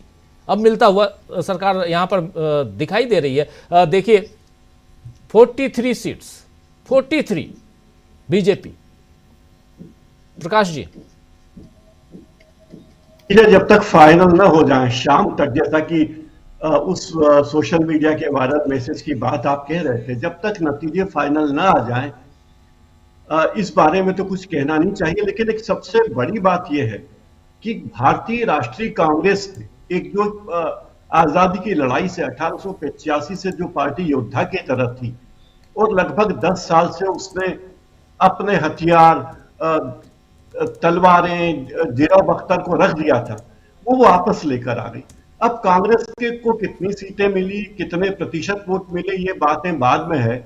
लेकिन एक बात तय है कि अगर कांग्रेस पार्टी खुलकर मैदान में आती है, चुनाव लड़ती है, तो वो अपने हथियारों को जंग से रोक पाएगी, उनके हथियारों को जंग नहीं लगेगी, और कांग्रेस के कार्यकर्ताओं का या फौजियों का मनोबल बना रहेगा। तो सबसे बड़ी बात यह, हालांकि मुझे लगता था कि कांग्रेस के वोट 10% तक पहुंच जाएंगे, लेकिन नहीं पहुंचे। फिर भी कांग्रेस के लिए ये बात राहत की है कि उसके वोटों का प्रतिशत अपेक्षाकृत बड़ा है, लगभग 1.5 गुना हो गया पिछले जितने वोट थे उससे। जी जी बिल्कुल। केजरीवाल हमेशा ये करते रहे कि एक तो उन्होंने पूरे दिल्ली के चुनाव को केजरीवाल सेंट्रिक बना दिया, यानी केजरीवाल है तो ही आम आदमी पार्टी है, और बाकी इंडिया अलायंस और सारी चीजें गौण है, ये उनका इशारा था। वो ये मानते थे कि दिल्ली चुनाव मतलब केजरीवाल और मोदी का चुनाव। उन्होंने इंडिया अलायंस के तमाम घटकों को एक तरफ रख दिया और कांग्रेस के उम्मीदवारों की घोषणा से पहले, कांग्रेस की चर्चा के पहले अपने उम्मीदवार घोषित कर दिए। इसके बाद उनकी जिद और बढ़ी, उन्होंने विज्ञापन में राहुल गांधी के बारे में भी उन्हें बेईमान बताने की कोशिश की।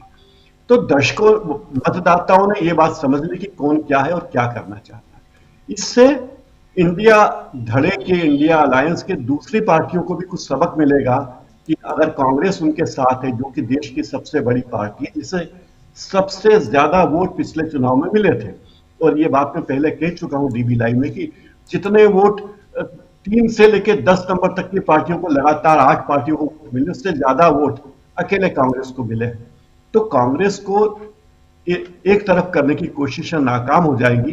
केजरीवाल को सबक मिलेगा और उन लोगों को भी सबक मिलेगा, इंडिया अलायंस के धड़ों को, जिन्हें लगता है कि हम तो बहुत बड़े हैं। ये वैसे ही जैसे परिवार में कोई बड़ा भाई हो और वो छोटे भाई से सवाल जवाब न करे, और छोटा भाई हर रोज खेती का माल अंटी करता जाए, घर की जायदाद अंटी करता जाए और कहे कि मैं सबसे बड़ा हूं, मैं ही सबसे प्रभावी हूं। राजीव जी बिल्कुल बिल्कुल। कांग्रेस, और यहां पर कई, अभी मैं देख रहा था, आप बात कर रहे थे, देख रहा था कि कुछ ऐसी सीटें हैं जहां कांग्रेस ने ठीक ठीक ठाक वोट गेन किए हैं और ये साफ दिखाई दे रहा है, लगभग 7% वोट अभी है कांग्रेस का, और उसमें ये साफ दिखाई दे रहा है कि कांग्रेस ने ठीक ठाक डेंट पहुंचाया, ठीक ठाक यहां पर कांग्रेस के कारण क्षति हुई है आम आदमी पार्टी को। एक बार फिर से श्रवण गर्ग साहब आपके पास आना चाहता हूं और आपसे भी समझूं, कांग्रेस पार्टी, आपको लगता है कि थोड़ी सी मेहनत और करनी चाहिए थी कांग्रेस पार्टी को? जी, ये कहने में बहुत अच्छा लगता है कि कांग्रेस पार्टी को मेहनत करना चाहिए और दरबारियों से घिरी हुई है, चापलूसों से घिरी हुई है।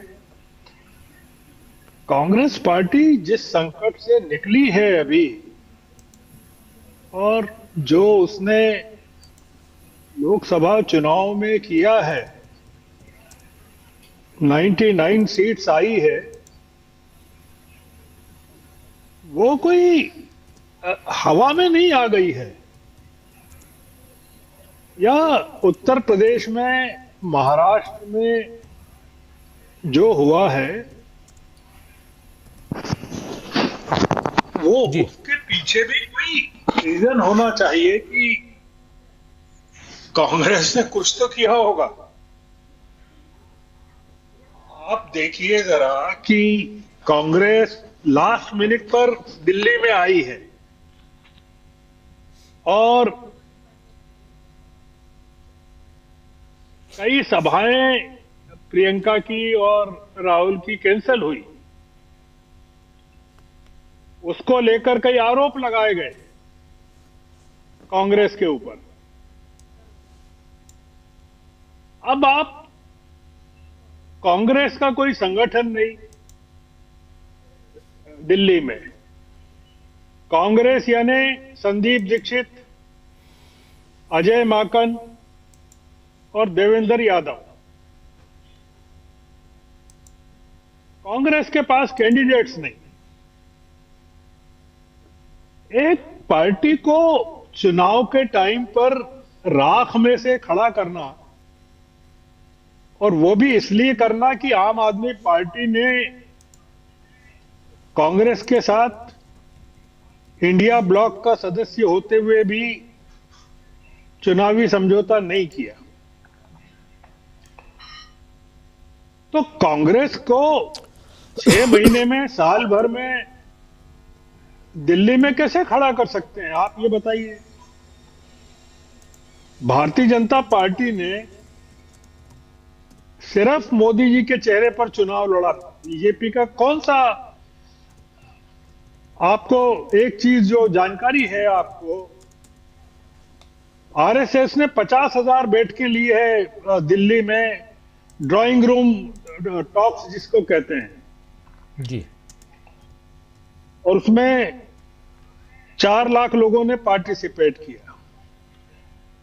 आप मुझे ये बताइए कि कांग्रेस के पास क्या कोई लोग हैं जो 50,000 बैठ के लेंगे और ड्राइंग रूम टॉक्स करेंगे? ये कहना बड़ा आसान है कि कांग्रेस को ये करना चाहिए, कांग्रेस को वो करना चाहिए। पिछले 2 सालों में भारत जोड़ो यात्रा के बाद जो कांग्रेस खड़ी हुई है 2022 के बाद, और 52 सीटों से लोकसभा में 99 सीटों पर आ गई है, आप इसको कम उपलब्धि मानते हैं? आप मतलब अगर ये दूसरी पार्टियों के क्या हाल हैं उसके ऊपर जाना नहीं चाहते हैं जी, तो ये थोड़ा सा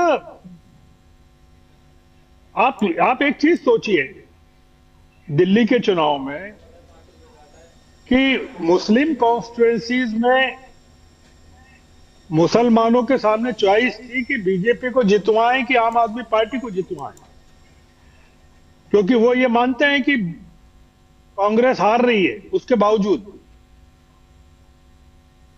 पिछली बार उन्होंने कहा कि हम तो आम आदमी पार्टी को जितवाएंगे, बीजेपी को नहीं जितवाएंगे। 5 साल में आम आदमी पार्टी ने अल्पसंख्यकों, दलितों के साथ जो किया, आप मुस्लिम कॉन्स्टिट्यूएंसीज में, मुस्लिम बहुल कॉन्स्टिट्यूएंसीज हैं जो 10-11, वहां पाएंगे कि मुसलमानों ने कहा कि चाहे बीजेपी जीत जाए, हम आम आदमी पार्टी को नहीं जीतने देंगे। क्योंकि बुनियादी कारण ये कि ये अगर चौथी बार आ गए महाराज सत्ता में केजरीवाल जी, तो ये भी ममता बनर्जी की तरह अहंकारी और डिक्टेटर हो जाएंगे। बीजेपी की हुकूमत को हटाया जा सकता है दिल्ली में, अगर ये आ जाते चौथी बार तो ये तो बिल्कुल निरंकुश हो जाते जी। तो इसलिए एक अलग पर्सपेक्टिव में, लार्जर पर्सपेक्टिव में चुनाव को देखना चाहिए कि अभी तो कह रहे हैं कि देखिए पूरे रिजल्ट आ जाने दीजिए, तो मैं भी कह रहा हूं हाँ आ जाने दीजिए जी। मैं तो रुझान के आधार पर जो देख रहा हूं वो बता रहा हूं कि केजरीवाल जैसा सड़कों की लड़ाई लड़ने वाला कोई विपक्ष में नेता नहीं है। केजरीवाल की जरूरत इस समय देश को सड़कों पर है, विपक्ष को सड़कों पर है, शीश महल में नहीं है। आपने देखा कि इलेक्शन कमीशन ने वोटिंग के परसेंटेज जारी नहीं किए, तो केजरीवाल ने अपनी वेबसाइट बना के 17C फॉर्म के साथ जारी कर दिए और इलेक्शन कमीशन को रात को जारी करना पड़े। तो केजरीवाल की जो लड़ाई है वो उसको एप्रिशिएट करना पड़ेगा। पर केजरीवाल पिछले 10 सालों में निरंकुश हो गए थे, तो उनको फिर से मोदी जी के खिलाफ सड़कों पर आने के लिए जरूरी है कि वो चीफ मिनिस्टर बन के मोदी के खिलाफ नहीं लड़ सकते, वो सड़कों पे ही लड़ सकते हैं। इसलिए मेरा ऐसा मानना है कि आम आदमी पार्टी का देश के हित में, लोकतंत्र के हित में हारना बहुत जरूरी है।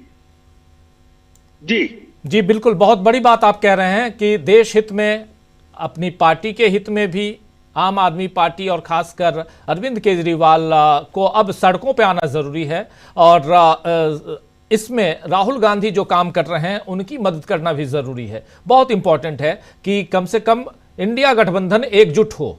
आम आदमी पार्टी अगर जीतती तो इंडिया गठबंधन का क्या होता, इस पे भी चर्चा करेंगे। बहुत ही इंपॉर्टेंट बात है। श्रवण गर्ग साहब, जिस तरफ आप इस चर्चा को लेके गए हैं, इस पे आएंगे। जरा जल्दी से हमारे दो साथी शकील अख्तर जी, प्रशांत टंडन जी, आप दोनों के बीच आना चाहता हूं। पहले शकील जी, यहां पर लगभग 7% वोट शेयर कांग्रेस पार्टी को, हालांकि कांग्रेस पार्टी के कई कैंडिडेट बहुत पीछे हैं और उम्मीद थी कि कांग्रेस पार्टी यहां और बेहतर कर सकती थी, लेकिन नहीं कर रही है। शायद बंटवारा बिल्कुल आम आदमी पार्टी और बीजेपी के बीच यहां दिखाई दे रहा है, लेकिन और कांग्रेस के तमाम दिग्गज पिछड़ गए हैं, शून्य पे। अभी देखिए आंकड़ा शून्य है। शकील जी, देखिए राजीव जी, कांग्रेस के दिल्ली में कौन लोग अच्छा चुनाव लड़ रहे हैं, हम थोड़ा सा बताना चाहेंगे। आवाज आ रही है साहब? जी बिल्कुल। मुदित अग्रवाल चांदनी चौक में दूसरे नंबर पर है। लगातार अपने क्षेत्र में रहे, काम करते रहे। जो अभी हम जिक्र कर रहे थे कि संदीप दीक्षित के लिए इन्होंने ही कहा है कि आपने लोकसभा में कोई काम नहीं किया, पिछले 5 साल काम नहीं किया, उससे पहले काम नहीं किया, और जो लोग आपके पास आते थे आप उनके साथ कोई अच्छा व्यवहार नहीं करते थे। मुदित, सबको मालूम था जो ग्राउंड में रहते हैं, जाते हैं, कि मुदित जो है जयप्रकाश अग्रवाल के लड़के हैं, ये जो कांग्रेस के बहुत बड़े नेता रहे हैं जी, आज भी है वो। दूसरे अभिषेक दत्त कस्तूरबा नगर से, इनके बारे में भी उन लोगों को सबको मालूम है। दिल्ली के सारे रिपोर्टर से अगर आप बात करेंगे तो बताएंगे, काउंसलर है ये और हमेशा काम करते रहे। ये भी दूसरे नंबर पे चल रहे हैं। तो देखिए, दिल्ली में कांग्रेस के पास अच्छे कैंडिडेटों की बहुत कमी थी। हम फिर उस बात को दोहराएंगे कि चाहे वो संदीप दीक्षित हो, अलका लांबा हो, रागिनी नायक हो, ये सब सोशल मीडिया पे तो हम सबको बहुत ज्यादा दिखते थे और मेन मीडिया पे भी अपने प्रचार तंत्र के जरिए आ जाते थे। और ग्राउंड पे जो है इन लोगों की कोई बहुत स्थिति नहीं थी, क्योंकि ये लोग ग्राउंड पे इनके काम नहीं थे। अब कांग्रेस के लिए ये बहुत जरूरी है कि कांग्रेस इस बात को समझे कि अपने वर्कर वापस पैदा करे, अपने नेताओं को वापस आगे बढ़ाए, और ये दिल्ली में अब होने जा रहा है। देखिए, राहुल गांधी ने अरविंद केजरीवाल पे बहुत सोच समझ के हमले किए और इतने कठोर हमले किए कि जिसकी उम्मीद किसी को नहीं थी। उन्होंने कहा कि विपक्ष में कोई नेता अगर नरेंद्र मोदी से डरता है तो वो अरविंद केजरीवाल हैं। शीश महल पे भी उन्होंने हमले किए, शराब के घोटालों पे भी उन्होंने हमले किए। उन्होंने कोई कोना नहीं छोड़ा, और वो किस लिए किया? क्योंकि वो जरूरी था। आम आदमी पार्टी, अरविंद केजरीवाल आज तक जो है वो सत्ता में ही रहे हैं। जिस दिन पार्टी बनाई उसी दिन सरकार में आ गए। पहला मौका है जी जब विपक्ष में रहना पड़ेगा, और उनकी पार्टी जो है हमें लगता नहीं है कि विपक्ष में रह पाएगी। बहुत जल्दी उसके अंदर टूट शुरू हो जाएगी। अभी पंजाब की बात हो रही थी, पंजाब में होगी, दिल्ली में होगी। और जहां तक सवाल है समाजवादी पार्टी और टीएमसी, इनसे भी एक सवाल पूछा जाना चाहिए कि भाई किस आधार पे आप दिल्ली में आम आदमी पार्टी का समर्थन करने आए थे? अगर आप कांग्रेस का नहीं कर सकते थे, खुद नहीं लड़ रहे थे, तो क्या आप न्यूट्रल नहीं रह सकते थे? देखिए, कांग्रेस जो समाजवादी पार्टी से मिलकर लड़ती है उसका एक आधार है। क्यों? क्योंकि कांग्रेस जो है सोशल जस्टिस के सिद्धांत पे समाजवादी पार्टी के साथ है। अभी आरजेडी के साथ मिलकर लड़ेगी बिहार में, उसका आधार है क्योंकि सोशल जस्टिस के सवाल पे, दलित पिछड़े के सवाल पे कांग्रेस और उसके विचार मिलते हैं। लेकिन आम आदमी पार्टी के साथ कहीं पे भी कोई ऐसा कोना बचा नहीं था। और इसीलिए जो आपने कहा था, कांग्रेस ने अपनी तरफ से पूरी कोशिश की थी चुनाव से पहले, और ये ऑन रिकॉर्ड है, ऑन रिकॉर्ड कहा कांग्रेस के नेताओं ने कि हमने कोशिश की थी, लेकिन केजरीवाल दिल्ली में हमारे साथ मिलकर चुनाव लड़ना नहीं चाहते थे। और आप देखेंगे कुछ दिनों में ये बात बिल्कुल स्पष्ट हो जाएगी कि आम आदमी पार्टी जो है वो धीरे धीरे धीरे कम और कमजोर होती चली जाएगी, क्योंकि उसका कोई वैचारिक आधार नहीं है जी। कोई एक कारण नहीं है कि जिसके लिए उसके साथ लोग जुड़े रहे। अभी तो एक सत्ता उसका कारण थी, सत्ता की वजह से उसके कार्यकर्ता आपको दिखते थे। वो जब सत्ता नहीं रहेगी तो आम आदमी पार्टी का अब राजनीति में रहना बड़ा मुश्किल हो जाएगा। जी जी जी, बिल्कुल बिल्कुल। एक और सवाल के साथ आना चाहता हूं श्रवण गर्ग साहब आपके पास, फिर प्रशांत जी और तमाम साथियों के बीच आता हूं। गर्ग साहब, अगर आज आम आदमी पार्टी की जीत होती है, अभी चूंकि रिजल्ट सामने नहीं है, रुझान है, इसलिए मैं जीत होती है नहीं होती पूछ रहा हूं, अगर होती है तब इंडिया गठबंधन, और आम आदमी पार्टी नहीं जीतती है तब इंडिया गठबंधन, दोनों के शेप में परिवर्तन देखते हैं क्या? अगर आम आदमी पार्टी जीत जाती है तो इंडिया गठबंधन खत्म हो जाएगा। अरविंद केजरीवाल इस बात को बता चुके हैं कि ममता बनर्जी को इंडिया गठबंधन की कमान संभालना चाहिए। ममता बनर्जी के शत्रुघ्न सिन्हा दिल्ली में प्रचार कर चुके हैं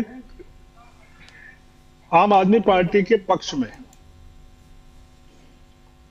अखिलेश यादव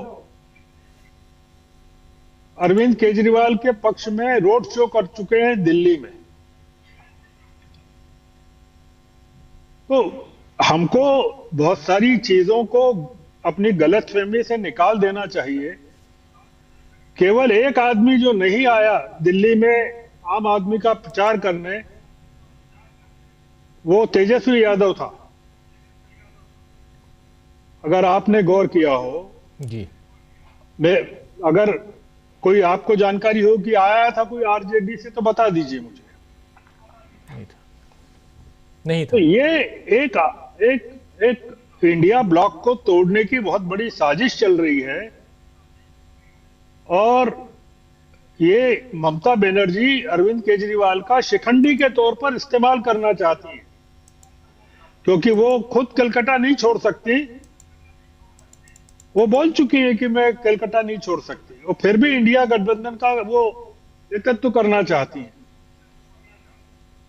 तो इस लिहाज से अगर आम आदमी पार्टी जीतती है तो भी टूट जाएगी। अब आपका कहना हार जाती है तो क्या होगा? हार जाती है तो भी केजरीवाल उसको तोड़ने की पूरी कोशिश करेंगे, क्योंकि केजरीवाल अपनी हार का पूरा ठीकरा कांग्रेस के सिर पर फोड़ेंगे और वो पूरी कोशिश करेंगे कि इंडिया ब्लॉक को पूरी तरह से तहस नहस कर दें। अब सवाल केवल इसमें यह रहेगा कि इंडिया ब्लॉक का कौन कौन सा घटक उनके साथ खड़ा होता है, क्योंकि जब क्या है कि विनाश काले विपरीत बुद्धि, ये अरविंद केजरीवाल वो जीत जाए तो भी वही काम करेंगे इंडिया ब्लॉक के लिए, और हार जाए तो भी वो करेंगे। पर अगर हार जाए तो इंडिया ब्लॉक को कम नुकसान होगा, जीत जाएंगे तो ज्यादा नुकसान होगा। जी बिल्कुल, बहुत बहुत शुक्रिया गर साहब, बहुत शुक्रिया तमाम जानकारियों के लिए। और आना चाहता हूं जल्दी से प्रशांत टंडन जी आपके पास। प्रशांत जी, आप इसको कैसे देखते हैं? क्या यहां अब एक अलग सूरत आपको भी दिखाई देती है? हालांकि 30 और 40 10 का अंतर है और बहुत ही मजेदार है। यहां पर दो पार्टियों में सीटें बट गई हैं। कांग्रेस बिल्कुल बाहर है आंकड़ों में, रुझानों में, और अदर्स के खाते में भी कुछ भी नहीं है। यानी बिल्कुल दो दलीय मुकाबला यहां दिखाई दे रहा है। लेकिन कांग्रेस ने कई जगह ठीक ठाक डेंट लगाए, कई जगह। देखिए, अब दिल्ली का चुनाव तो कि जैसे मैंने कहा कि अब इसकी दिशा बदलने नहीं जा रही है, ये ट्रेंड रहेगा। यानी दिल्ली में बीजेपी की सरकार आ रही है। ये तो अभी ये बात कोई चमत्कार हो जाए तो ये उल्टा हो जाएगा, पहली बात। अब दिल्ली की में बीजेपी की सरकार आएगी तो एक बार जरा ये भी हम बात डिस्कस कर लें कि कौन बनेगा मुख्यमंत्री। जी, तो वहां पे रमेश बिधूड़ी दावेदार हैं, वहां कपिल मिश्रा दावेदार हैं, वहां पे प्रवेश वर्मा अगर अरविंद केजरीवाल को हराने में कामयाब हो जाते हैं, अभी पीछे चल रहे हैं, तो वो प्रबल दावेदार होंगे, क्योंकि उसी सीट पे अरविंद केजरीवाल ने शीला दीक्षित को हराया था और मुख्यमंत्री बने थे। तो न्यू दिल्ली सीट मुख्यमंत्री देता है, ये भी बात है। एक और दावेदार है, और मेरे ख्याल से बीजेपी का प्रबल दावेदार वो होना चाहिए विजेंद्र गुप्ता। बीजेपी के सबसे खराब दिनों में भी वो चुनाव जीत के रोहिणी से आते रहे और वो आगे चल रहे हैं, नेता प्रतिपक्ष भी थे वो। तो ये तो बीजेपी किसको बनाती है मुख्यमंत्री, ये बीजेपी के मुख्यमंत्री के दावेदार हैं कि विजेंद्र गुप्ता को बनाती है, कि वो कपिल मिश्रा को बनाती है, कि वो रमेश बिधूड़ी को बनाती है। प्रवेश वर्मा भी पीछे चल रहे हैं, उनके जो प्रबल दावेदार हैं पीछे चल रहे हैं। अब दूसरी बात इंपॉर्टेंट जो चर्चा हो रही है, वो चर्चा एक आपको, जैसे आप ये देखें कि अरविंद केजरीवाल अब क्या तेजस्वी यादव, अखिलेश यादव, उद्धव ठाकरे या तमाम सारे ऐसे नेता जो, और राहुल गांधी सबसे ऊपर उसमें, कि चुनाव हारने के बाद भी उनका राजनीति में अस्तित्व है, वजूद है, कद है, वो सरवाइव कर गए। अब सवाल उठता है कि क्या अरविंद केजरीवाल सत्ता में के बाहर होके तेजस्वी यादव की तरह, अखिलेश यादव की तरह, उद्धव ठाकरे की तरह, शरद पवार की तरह, राहुल गांधी की तरह राजनीति में रह पाएंगे उस कद के साथ? एक सवाल ये बड़ा खड़ा होता है। दूसरा सवाल होता है कि क्या वो पंजाब की सरकार बचा पाएंगे? अब अरविंद केजरीवाल देखिए वापस जंतर मंतर पे नहीं जा सकते, अब अन्ना हजारे को दोबारा वो नहीं खड़ा कर सकते कुर्ता पजामा पहना के, धोती कुर्ता पहना के। अब उनके लिए कोई प्रशांत भूषण, कोई जेएनयू का प्रोफेसर, कोई बैंक को छोड़ के लोग नहीं आने जा रहे। अब वो एक राजनीतिक पार्टी है और उस राजनीतिक पार्टी के तौर पे उनको अब लड़ना होगा, सरवाइव करना होगा। तब सवाल बड़ा आता है कि वो क्या बाकी विपक्षी नेताओं की तरह मैदान में टिके रह पाएंगे, एक बात। दूसरी बात कि कांग्रेस के लिए ये वरदान है। अब पंजाब का रास्ता कांग्रेस के लिए साफ होता नजर आता है। पंजाब में बीजेपी नहीं है। आम आदमी पार्टी जो गुजरात में, हरियाणा में, सब जगह जाके, हिमाचल में, गोवा में चुनाव लड़ती थी, अब शायद उस तरीके से चुनाव लड़ने के काबिल ना हो। और आपने सही कहा और गर्ग साहब से मैं सहमत हूं कि अगर अरविंद केजरीवाल चौथी बार मुख्यमंत्री बनते तो इंडिया गठबंधन के लिए मुश्किलें पैदा होती। यहाँ पे मुश्किलें अभी भी रहेंगी। अब अखिलेश यादव और तृणमूल कांग्रेस, जो कांग्रेस के यहाँ रहते हुए अरविंद केजरीवाल के प्रचार में आए थे, वो साफ उनको मालूम था कि वो चुनाव के इक्वेशन में कोई परिवर्तन नहीं कर सकते थे। वो आपकी संख्या बता रही कि उनके आने से यहाँ पे क्या हुआ, कुछ नहीं हुआ। वो केवल कांग्रेस को चिढ़ाने यहाँ पे आ रहे थे। कांग्रेस इंडिया गठबंधन के अंदर एक प्रेशर ग्रुप बनाने के लिए ये हो रहा था। मेरे ख्याल से वो मंसूबे अब, वो प्रोजेक्ट अब जो है वो ठंडे बस्ते में जाएगा। जी राजीव जी। जी बहुत मजेदार है। देखिए आंकड़े, डॉक्टर प्रकाश हिंदुस्तानी जी, आंकड़ों को देखिए, 40 और 30, 40 बीजेपी, 30 आम आदमी पार्टी। अगर ये उल्टा होता तो शायद हम लोग ये भी चर्चा कर रहे होते कि कहीं ऑपरेशन लोटस न हो जाए। तो क्या यहां पर ऑपरेशन झाड़ू होगा, इसकी उम्मीद करें हम। इधर दूसरी तरफ आम आदमी पार्टी के दफ्तर से हमारे दोनों सहयोगी भी जुड़ने वाली हैं, उनके बीच भी चलेंगे। यहाँ भी ढोल नगाड़े, जोश हाई है आम आदमी पार्टी में भी। ऑपरेशन झाड़ू देखेंगे क्या हम, डॉक्टर प्रकाश हिंदुस्तानी जी? इसकी संभावना मुझे कम दिखती है, क्योंकि आम आदमी पार्टी के पास ईडी नहीं है, सीबीआई नहीं है, इनकम टैक्स डिपार्टमेंट नहीं है और एलजीबी नहीं है। तो ऐसे में बीजेपी के पास ये सारे हथियार हैं, तो आम आदमी पार्टी के लिए थोड़ा मुश्किल है कि वो इस तरह की कोई बात करे। लेकिन अंतिम दौर में कई बार चुनाव के नतीजे बदल जाते हैं। हो सकता है कि झाड़ू का काम इसके बगैर झाड़ू लगाए ही केजरीवाल का काम चल जाए।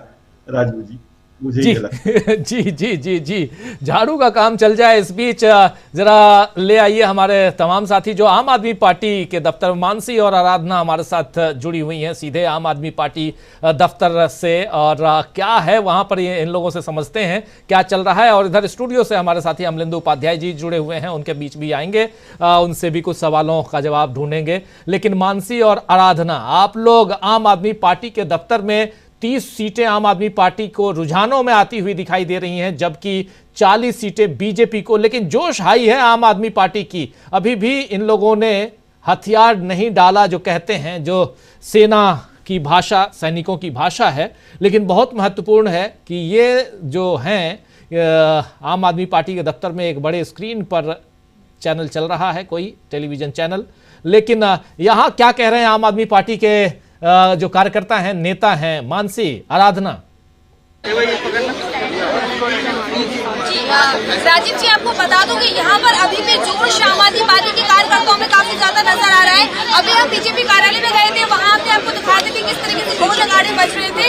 वहीं अब आप देख सकते हैं कि मुकाबला एकदम कांटे का चल रहा है और आम आदमी पार्टी में एक बार फिर से जोश आएगा। कुछ दिन पहले यहाँ पर भी ढोल नगाड़े बज रहे थे और हम कोशिश करेंगे कि यहाँ के लोगों से बात करें, क्या उत्साह है, क्या कहना चाहेंगे यहाँ के लोगों से। लेकिन अभी थोड़ी हम बात करते हैं पहले आराधना क्या कहना चाहेंगे। अभी हम लोग बीजेपी कार्यालय गए थे, वहाँ एक अलग उत्साह था, लेकिन अब हम आम आदमी पार्टी के कार्यालय में आए हैं, यहाँ पर भी उत्साह नजर आ रहा है और अब वो जो टक्कर है बराबर की चल रही है। जी बिल्कुल मानसी। राजीव जी, मैं आपको बता दूं कि अगर दोनों दफ्तर का माहौल देखा जाए तो एकदम कांटे का मुकाबला, लोगों के अंदर भी जोश उतना ही नजर आ रहा है। जहां बीजेपी कार्यालय में ढोल डगाड़ों की गूंज थी, तो आम आदमी पार्टी के कार्यालय के बाहर भी एक बार फिर केजरीवाल आएंगे ये गूंज रहा है। लोग थोड़ी देर पहले ही यहाँ पर लोग नाच रहे थे, खुशी से झूम रहे थे और आम आदमी पार्टी के हर एक कार्यकर्ता के अंदर, हर एक समर्थक के अंदर ये जोश भरपूर दिखाई दे रहा है कि इस बार भी आम आदमी पार्टी सत्ता में वापसी कर रही है। यानी अगर हम मौजूदा हालात को देखें, अभी जो फिलहाल आंकड़े चल रहे हैं, जिस तरह से कांटे का मुकाबला नजर आ रहा है, उन पर भी नजर डाले तो ये कहना बहुत मुश्किल है कि इस बार ये बाजी कौन सी पार्टी मारेगी, इस बार सत्ता किसके हाथ में जाएगी। 27 साल बाद बीजेपी सत्ता में वापसी करेगी या आम आदमी पार्टी की हैट्रिक होगी, क्या वो फिर से सत्ता में आएगी, इन सब पर हमारी नजरें हैं। लेकिन फिलहाल जो यहाँ पर माहौल है वो यही है कि फिर से केजरीवाल आ रहे हैं। जी फिर से यहाँ माहौल यही है। आप बता रही हैं कि फिर से केजरीवाल आ रहे हैं, लेकिन केजरीवाल फिर से छठे राउंड में पिछड़ गए हैं। 225 वोटों से केजरीवाल पिछड़ गए हैं और जो अब 39 और देखिए राजीव जी, कुछ यहाँ पर हम आम आदमी पार्टी के कार्यकर्ता उनसे बात करने की कोशिश करते हैं, उनसे जानते हैं अभी दिल्ली में जो भी अभी सामने आ रहा है, जो रुझान सामने आ रहे हैं, उसमें भी बीजेपी आगे चल रही थी, हालांकि अब आम आदमी पार्टी भी आगे मतलब बराबर की टक्कर चल रही है। क्या कहना चाहेंगे, क्या लगता है इस बार आपको? दिल्ली और पंजाब में जो अरविंद केजरीवाल जी की बदौलत तरक्की हुई, जो काम हुए लोगों का अलग अलग सेक्टर में जो काम हुए, में आपको मालूम है, उनकी बदौलत जो दिल्ली की जनता ने आम आदमी पार्टी को वोटिंग की, उसका हम बहुत बहुत धन्यवाद करते हैं और आपको श्योर करते हैं कि आम आदमी पार्टी की सरकार 100% आएगी। उसका कारण ये है कि आप देख रहे हैं जो भी तकरीबन आधी काउंटिंग अभी बाकी है और जो भी काउंटिंग हो रही है हर सीट पर कांटे की टक्कर है। आम आदमी पार्टी किसी भी सीट पर पीछे नहीं है, थोड़ी बहुत कुछ आगे पीछे है, इसलिए हमें पूरे तौर पर भरोसा हुआ अरविंद केजरीवाल जी की बदौलत दोबारा आम आदमी पार्टी की दिल्ली में सरकार आएगी। देखिए राजीव जी, जैसे कि हमने इनसे बात की कि अभी इनका कहना ये है कि अभी पूरे जो रिजल्ट आना बाकी है, लेकिन जितने भी अभी रुझान आ रहे हैं उसमें आम आदमी पार्टी आगे चल रही है और आम आदमी पार्टी के नेताओं के अंदर अभी भी उम्मीद है कि एक बार फिर से दिल्ली में आम आदमी पार्टी दोबारा आएगी। जी राजीव जी, दिल्ली में आम आदमी पार्टी की सरकार बनेगी, ये उनके नेताओं कार्यकर्ताओं का कहना है, जोश है उनमें। और हमारे दो सहयोगी यहाँ मौजूद हैं, आराधना से पूछिए क्योंकि उनकी भी चर्चा हुई होगी, यहाँ के लोग क्या कह रहे हैं और भी कार्यकर्ताओं से अगर बातचीत हुई हो तो बात करने की कोशिश कीजिए क्या है यहाँ, क्योंकि लगभग 11 सीटों का अंतर है और ऐसे लोगों की दबाने की अभी भी लग रहा है आम आदमी पार्टी की हमारी सरकार बन रही है, क्योंकि आधी अभी यहाँ पर काउंटिंग बाकी है। तो यहाँ के और भी लोग क्या कह रहे हैं?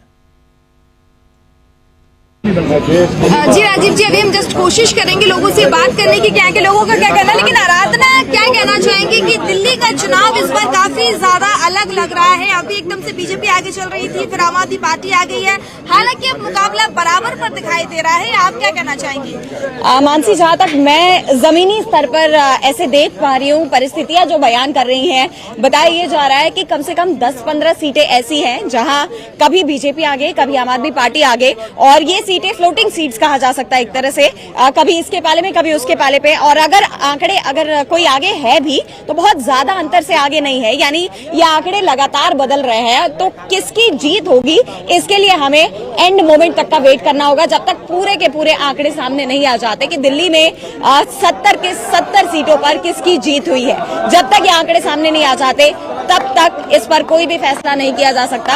हालांकि लोगों के जोश जज्बात वो अलग कहानी बयान कर रहे हैं। आम आदमी पार्टी के कार्यकर्ता, जैसा कि अभी हमने एक से बात भी की, उन्होंने ये बताया कि अरविंद केजरीवाल जी के मुद्दों, चुनाव बहुत अच्छा है इनका और लोगों ने इन्हें वोट दिया है। उन्होंने लोगों को धन्यवाद भी किया मतदान के लिए और ऐसे में उन्होंने जीत की उम्मीद तो जताई है। लेकिन आखिरकार नतीजे क्या होंगे, इसके लिए हमें अंत तक इंतजार करना होगा। दिल्ली का चुनाव फिलहाल ऐसा ही चल रहा है कि लगातार आंकड़े बदल रहे हैं और हमें इस पर लगातार नजरें बनाए रखने की जरूरत है। बिल्कुल बिल्कुल सही कह रही है आराधना कि यहाँ लगातार नजरें बनाए रखने की जरूरत है। आगे नीचे ऊपर नीचे, आगे पीछे ऊपर नीचे यहाँ आंकड़े, और मजेदार है कि यहाँ चुनाव आयोग के जो अब आंकड़े आ रहे हैं वो देखिए, या हम अपने आप लोग जहां अलग अलग जगहों से जो सोर्सेज हैं उसकी तरफ से भी जो खबरें आ रही हैं, जो आंकड़े आ रहे हैं, वो बहुत नजदीक की फाइट यहां पर बता रहे हैं। जल्दी से आना चाहता हूं डॉक्टर प्रकाश हिंदुस्तानी जी आपके पास, एक बार फिर प्रशांत जी के पास भी आता हूं, और इधर बहुत देर से हमारे साथी अमलेंदु जी भी जुड़े हुए हैं, उनके पास भी आता हूं। प्रकाश जी, जरा जल्दी से इन आंकड़ों पे आपकी प्रतिक्रिया, क्या यहां से आगे कुछ आपको दिखाई देता है, या ये आंकड़े इसी हिसाब से आगे बढ़ते हुए? मुझे लगता है कि ये आंकड़े शायद इसी हिसाब से बढ़ते रहेंगे, क्योंकि दोपहर होने वाली है, लगभग आधे मतों की गणना हो चुकी है। हाँ, कुछ सीटों पर जरूर बदलाव नजर आएगा, लेकिन जो रुझान दिखता है 70 में से 41 सीटें जो आगे दिख रही हैं बीजेपी की, और आम आदमी पार्टी की 29, तो इसमें अंतर 2-4 सीटों का हो सकता है, लेकिन 6 सीटों का अंतर होगा, इसमें मुझे थोड़ा शक है। राजीव जी 6 सीटों का अंतर। अमलेंदु जी, आप देखिए बहुत देर से आप बहुत ध्यानपूर्वक देख रहे हैं, ये 41-29। राजीव जी, ये अभी देखिए काफ़ी बदल सकता है, क्योंकि जिस तरीके से मतगणना की तैयारी की जाती है, सारा खेल राजीव जी उसमें भी होता है। सिर्फ इसी में नहीं होता है खेल कि कैसे मतदाता सूचियां की जा रही हैं, मतगणना किस तरीके से कराई जा रही है, इसमें भी काफ़ी ज़्यादा खेल होता है। तो वो एक असल में मानसिक जो है वो प्रेशर बनाने का कोशिश होती है प्रशासन पर भी, और जो विरोधी दल के कार्यकर्ता होते हैं उनके ऊपर भी, कि देखो फला जीत रहा है, फला हार रहा है। तो वो काफ़ी वो प्रेशर काम करता है, वो प्रेशर जब काम करता है तो नीचे उसका असर पड़ता है। अब देखिए जो अभी थोड़ी देर पहले जो थी वो बीजेपी जो 42 और 45 सब दिख रही थी, वो अब धीरे धीरे नीचे की तरफ आ रही है। तो ये काफ़ी कुछ अभी बदल सकता है इसमें। अभी मुझे लगता है कि थोड़ा और हमको इंतजार करना पड़ेगा इसको फाइनल शेप लेने में। और जैसे कि आराधना वहाँ से बता रही थी कि लोग 15 से किस आसपास सीटें ऐसी हैं जो कभी कोई आगे हो रहा है, तो जो फ्लोटिंग सीट्स कही जा रही हैं, असल में वो फ्लोटिंग सीट्स जो पहले से अंदाज होता है कि कौन सी फ्लोटिंग सीट्स हैं, सारे खेल उन सीट्स पर ही किए जाते हैं। तो हमारे एक दर्शक ने जो टिप्पणी की थी राजीव जी, उस टिप्पणी पर भी हमको थोड़ी सी नज़र बना के रखनी पड़ेगी, क्या चलता है क्या नहीं चलता है। लेकिन अगर इस समय तक के आंकड़ों की राजीव जी बातचीत की जाए जो चल रहा है, तो उसमें एक चीज़ तो राजीव जी साफ नज़र आ रही है, वो संदेश साफ नज़र आ रहा है। अब वो संदेश जो है वो अरविंद केजरीवाल के लिए है, इसको हम लोगों को असल में समझना पड़ेगा। और मुझे लगता है कि वो सरकार बना भी लेगा आम आदमी पार्टी या नहीं भी बने, तब भी वो संदेश साफ तौर पर रहेगा। अब वो संदेश ये है कि जैसे ही लोकसभा का चुनाव ख़त्म हुआ, फिर आम आदमी पार्टी की तरफ से कह दिया गया कि लोकसभा चुनाव तक हमारा गठबंधन था और गठबंधन समाप्त, विधानसभा चुनाव हम अकेले लड़ेंगे। और उसके बाद राजीव जी आपने देखा होगा कि जो पिछले संसद सत्र में जब अडानी के मसले को लेकर चल रही थी, तमाम संसद में गतिरोध पैदा हो रहा था, राहुल गांधी पे FIR दर्ज कराई जा रही थी, उस समय डिम्पल यादव का एक बयान आया था कि ना हम अडानी के मसले पर साथ हैं, ना हम जॉर्ज सोरोस के मसले पर किसी के साथ हैं जी, हम चाहते हैं संसद चले। और उसके बाद अभी 2 दिन पहले प्रोफेसर रामगोपाल यादव का जो एक बयान आया था, ये सब इस तरह इशारा कर रहे थे कि इंडिया गठबंधन को तोड़ने की कुछ कोशिशें शायद अंदर से चल रही हैं। हालांकि अखिलेश यादव ने बहुत मजबूती के साथ, बहुत समझदारी के साथ कल जो बात कही, उससे उन्होंने सारी चीज़ों पर विराम लगा दिए थे। लेकिन अरविंद केजरीवाल कोई खेल कर रहे थे या कर सकते थे, या उनके मन में कुछ रहा होगा, वो साफ संकेत एक तरीके से दिखाई पड़ रहे थे। तो बहुत कुछ संकेत अभी छिपे हुए हैं। मुझे लगता है कि हम लोग इन सारी चीज़ों पे जो है वो शाम को चर्चा करेंगे तो ज़्यादा बेहतर होगा कि क्या होगा, क्या हो सकता था और क्या हुआ क्या नहीं हुआ। लेकिन फिलहाल जो दिख रहा है वो टक्कर कांटे की है, और अभी भी हम ये कह सकते हैं कि आम आदमी पार्टी शायद कमबैक कर सकती है राजीव जी, या ये हो सकता है कि बिल्कुल नेक टू नेक जो है वो 35-36 के आसपास भी मामला आके अटक सकता है, जो फिलहाल की परिस्थितियां दिख रही हैं उसमें। जी, आम आदमी पार्टी शायद यहां कमबैक कर सकती है। मामला जो है वो हो सकता है कि आगे पीछे ऊपर नीचे हो सकता है। जरा आना चाहते हैं एक बार फिर से हम आराधना और मानसी के पास, और वहां का नजारा हम देख ही रहे हैं, लेकिन क्या चल रहा है, और इधर कह रहे हैं हमारे साथी अमलेंदु उपाध्याय जी कि यहां मामला जो है वो पलट भी सकता है। क्या यही उम्मीद वहां के लोग भी, कार्यकर्ता भी कर रहे हैं, आम आदमी पार्टी के कार्यकर्ता, नेता जो आप लोग जिनसे बात कर रही हैं, जिनको सुन रही हैं, देख रही हैं? जी राजीव जी, बिल्कुल आपने सही कहा कि कार्यकर्ताओं के अंदर जोश है। उनका कहना भी यही है कि बदल सकते हैं अभी समीकरण जो दिखाए जा रहे हैं, उस हिसाब से आम आदमी पार्टी फिर से जीतेगी, ऐसे यहाँ के लोगों का कहना है। एक आप कार्यकर्ता यानी कि आप समर्थक है, उनसे बात करते हैं, क्या कहना चाहेंगे? अभी बीजेपी आगे चल रही है, आप पीछे चल रही है, क्या कहना चाहेंगे आप? निश्चित तौर पर अगले 15-20 मिनट आधे घंटे में आम आदमी पार्टी सरकार बनाएगी। अभी 30-40 का आंकड़ा है, तो 15 ऐसी सीटें, 10 का डिफरेंस और 15 ऐसी सीटें हैं जहां पे डिफरेंस 500-700 से, तो उनमें से 10 सीटें आम आदमी पार्टी निश्चित तौर पर हासिल करेगी। और यह आंकड़ा 42-43 तो निश्चित तौर पर कन्फर्म होगा। बीजेपी 27 से ज़्यादा सीटें नहीं जीत रही है।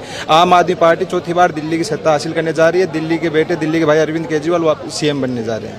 आम आदमी पार्टी फिर से बनने वाली है, बिल्कुल निश्चित, मतलब पूरा जोश है, पूरा कॉन्फिडेंट है आपके अंदर? बिल्कुल, मैं तभी कह रहा हूँ ना, बड़े प्यार से कह रहा हूँ कि 15 ऐसी सीटें हैं जहां हमारा सर्वे ये कह रहा है कि 10-12 सीटें हम आसानी से जीतेंगे। और वो आंकड़ा 10 इधर बढ़ेगा, उधर कम होगा, तो वो 30 पे जाएंगे, हम 40 पे जाएंगे, और वो 30 से कम भी हो सकते हैं। 27 से मुझे नहीं लग रहा कि बीजेपी 27 सीटों से ज़्यादा हासिल करने जा रही है। तो अगले आधे घंटे के बाद में आप देख लेना, मैं यहीं पे हूँ। निश्चित तौर पर आम आदमी पार्टी 42-43 सीटों के साथ दिल्ली की सत्ता हासिल करने जा रही है।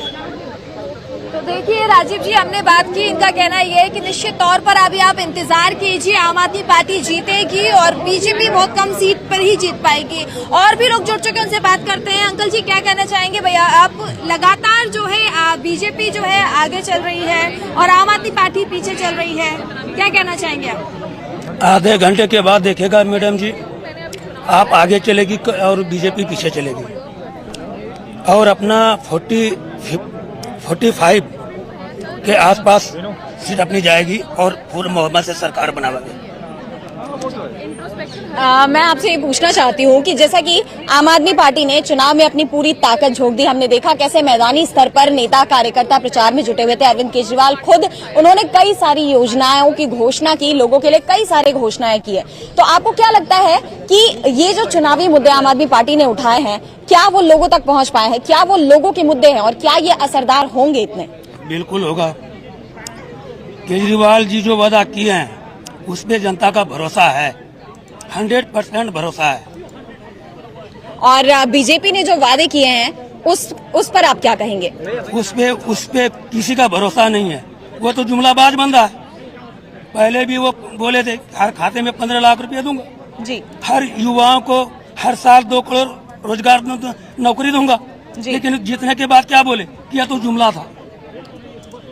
जनता उसको नकार चुकी है। लोकसभा के वक्त में क्या हुआ, 400 से पार और 400 से बाहर हो गए। अयोध्या में मंदिर वहीं पे बनाया और वहीं से हार गए। क्यों हारे, इसका जवाब है बीजेपी के पास। जी, यानी आपका कहना है कि बीजेपी जो वादे करती है उन्हें पूरा नहीं करती, बीजेपी के सिर्फ और सिर्फ जुमले हैं। जुमलाबाज है बीजेपी, सिर्फ जुमलाबाज। एक चाय एक समोसा, बीजेपी तेरा क्या भरोसा, कोई भरोसा नहीं। बीजेपी को नकार चुकी है जनता। तो आपको क्या लगता है इस बार दिल्ली चुनाव में अभी जो ये मुकाबला कांटे की टक्कर पर है, आपको कितनी सीटें आम आदमी पार्टी के जीतने की उम्मीदें और कितनी सीटें बीजेपी के खाते में जाने की उम्मीदें लगती हैं? देखो 40 से 45 सीट आम आदमी पार्टी की आएगी जी। हो सकता है कि इससे ज्यादा ही कुछ जाए जी, और बीजेपी ज्यादा 15 सीट आएगी, जो मेरा अनुमान है। अब आगे देखिए, लाख दुश्मन बुरा चाहे क्या होता है, वही होता है जो मंजूर खुदा होता है। लेकिन 101% सरकार झाड़ू की बनेगी, केजरीवाल भाई की बनेगी।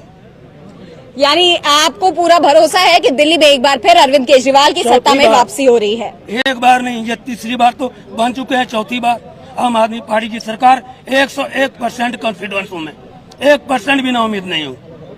जी, बहुत बहुत धन्यवाद। मैं आपसे जानना चाहती हूँ कि आपको क्या लगता है ये जो चुनावी नतीजे अभी जो अनुमान लगाए जा रहे हैं, अभी जो रुझान सामने आ रहे हैं, और आखिर में जो नतीजे आएंगे वो क्या होंगे?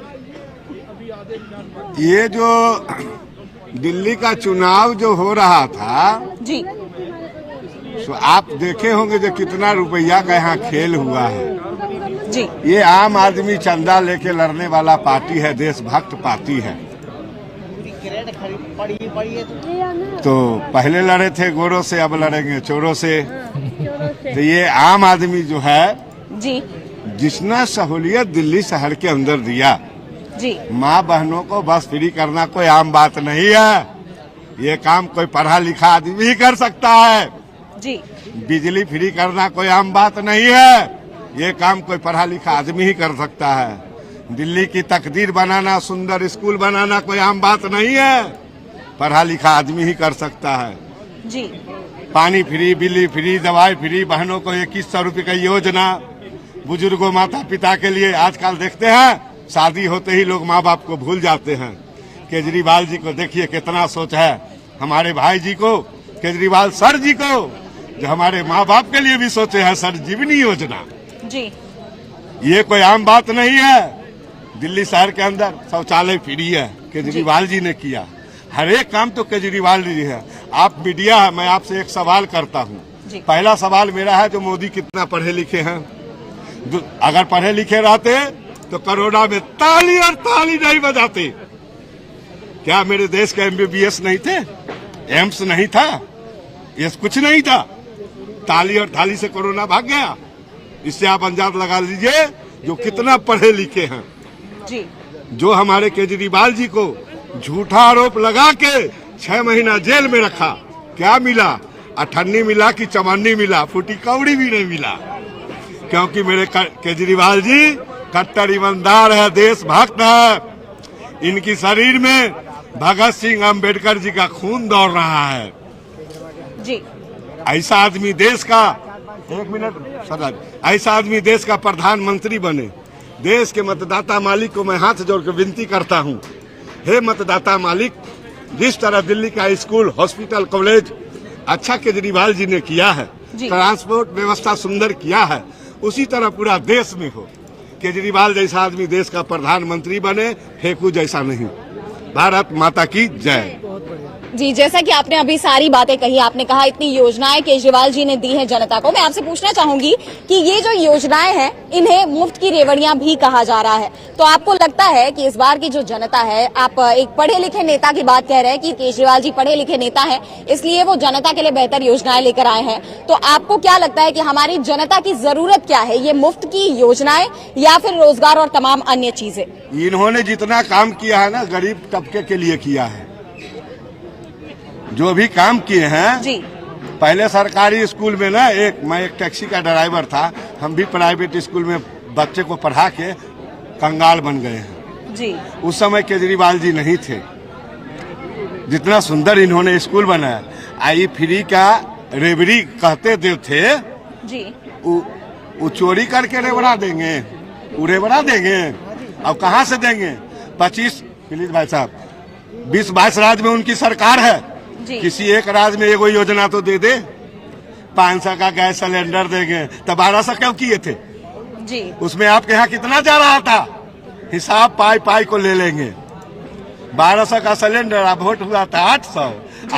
जनता से वादा करते हैं दिवाली में फ्री देंगे, होली में फ्री देंगे।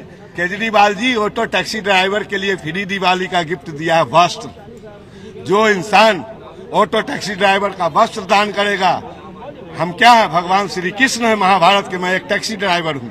कल मेरी बेटी की शादी होगी, 1 लाख रुपए केजरीवाल देंगे। उन पे भरोसा है? उन पे नहीं भरोसा। उन्होंने तो मेरा 15 लाख रुपया ठग लिया।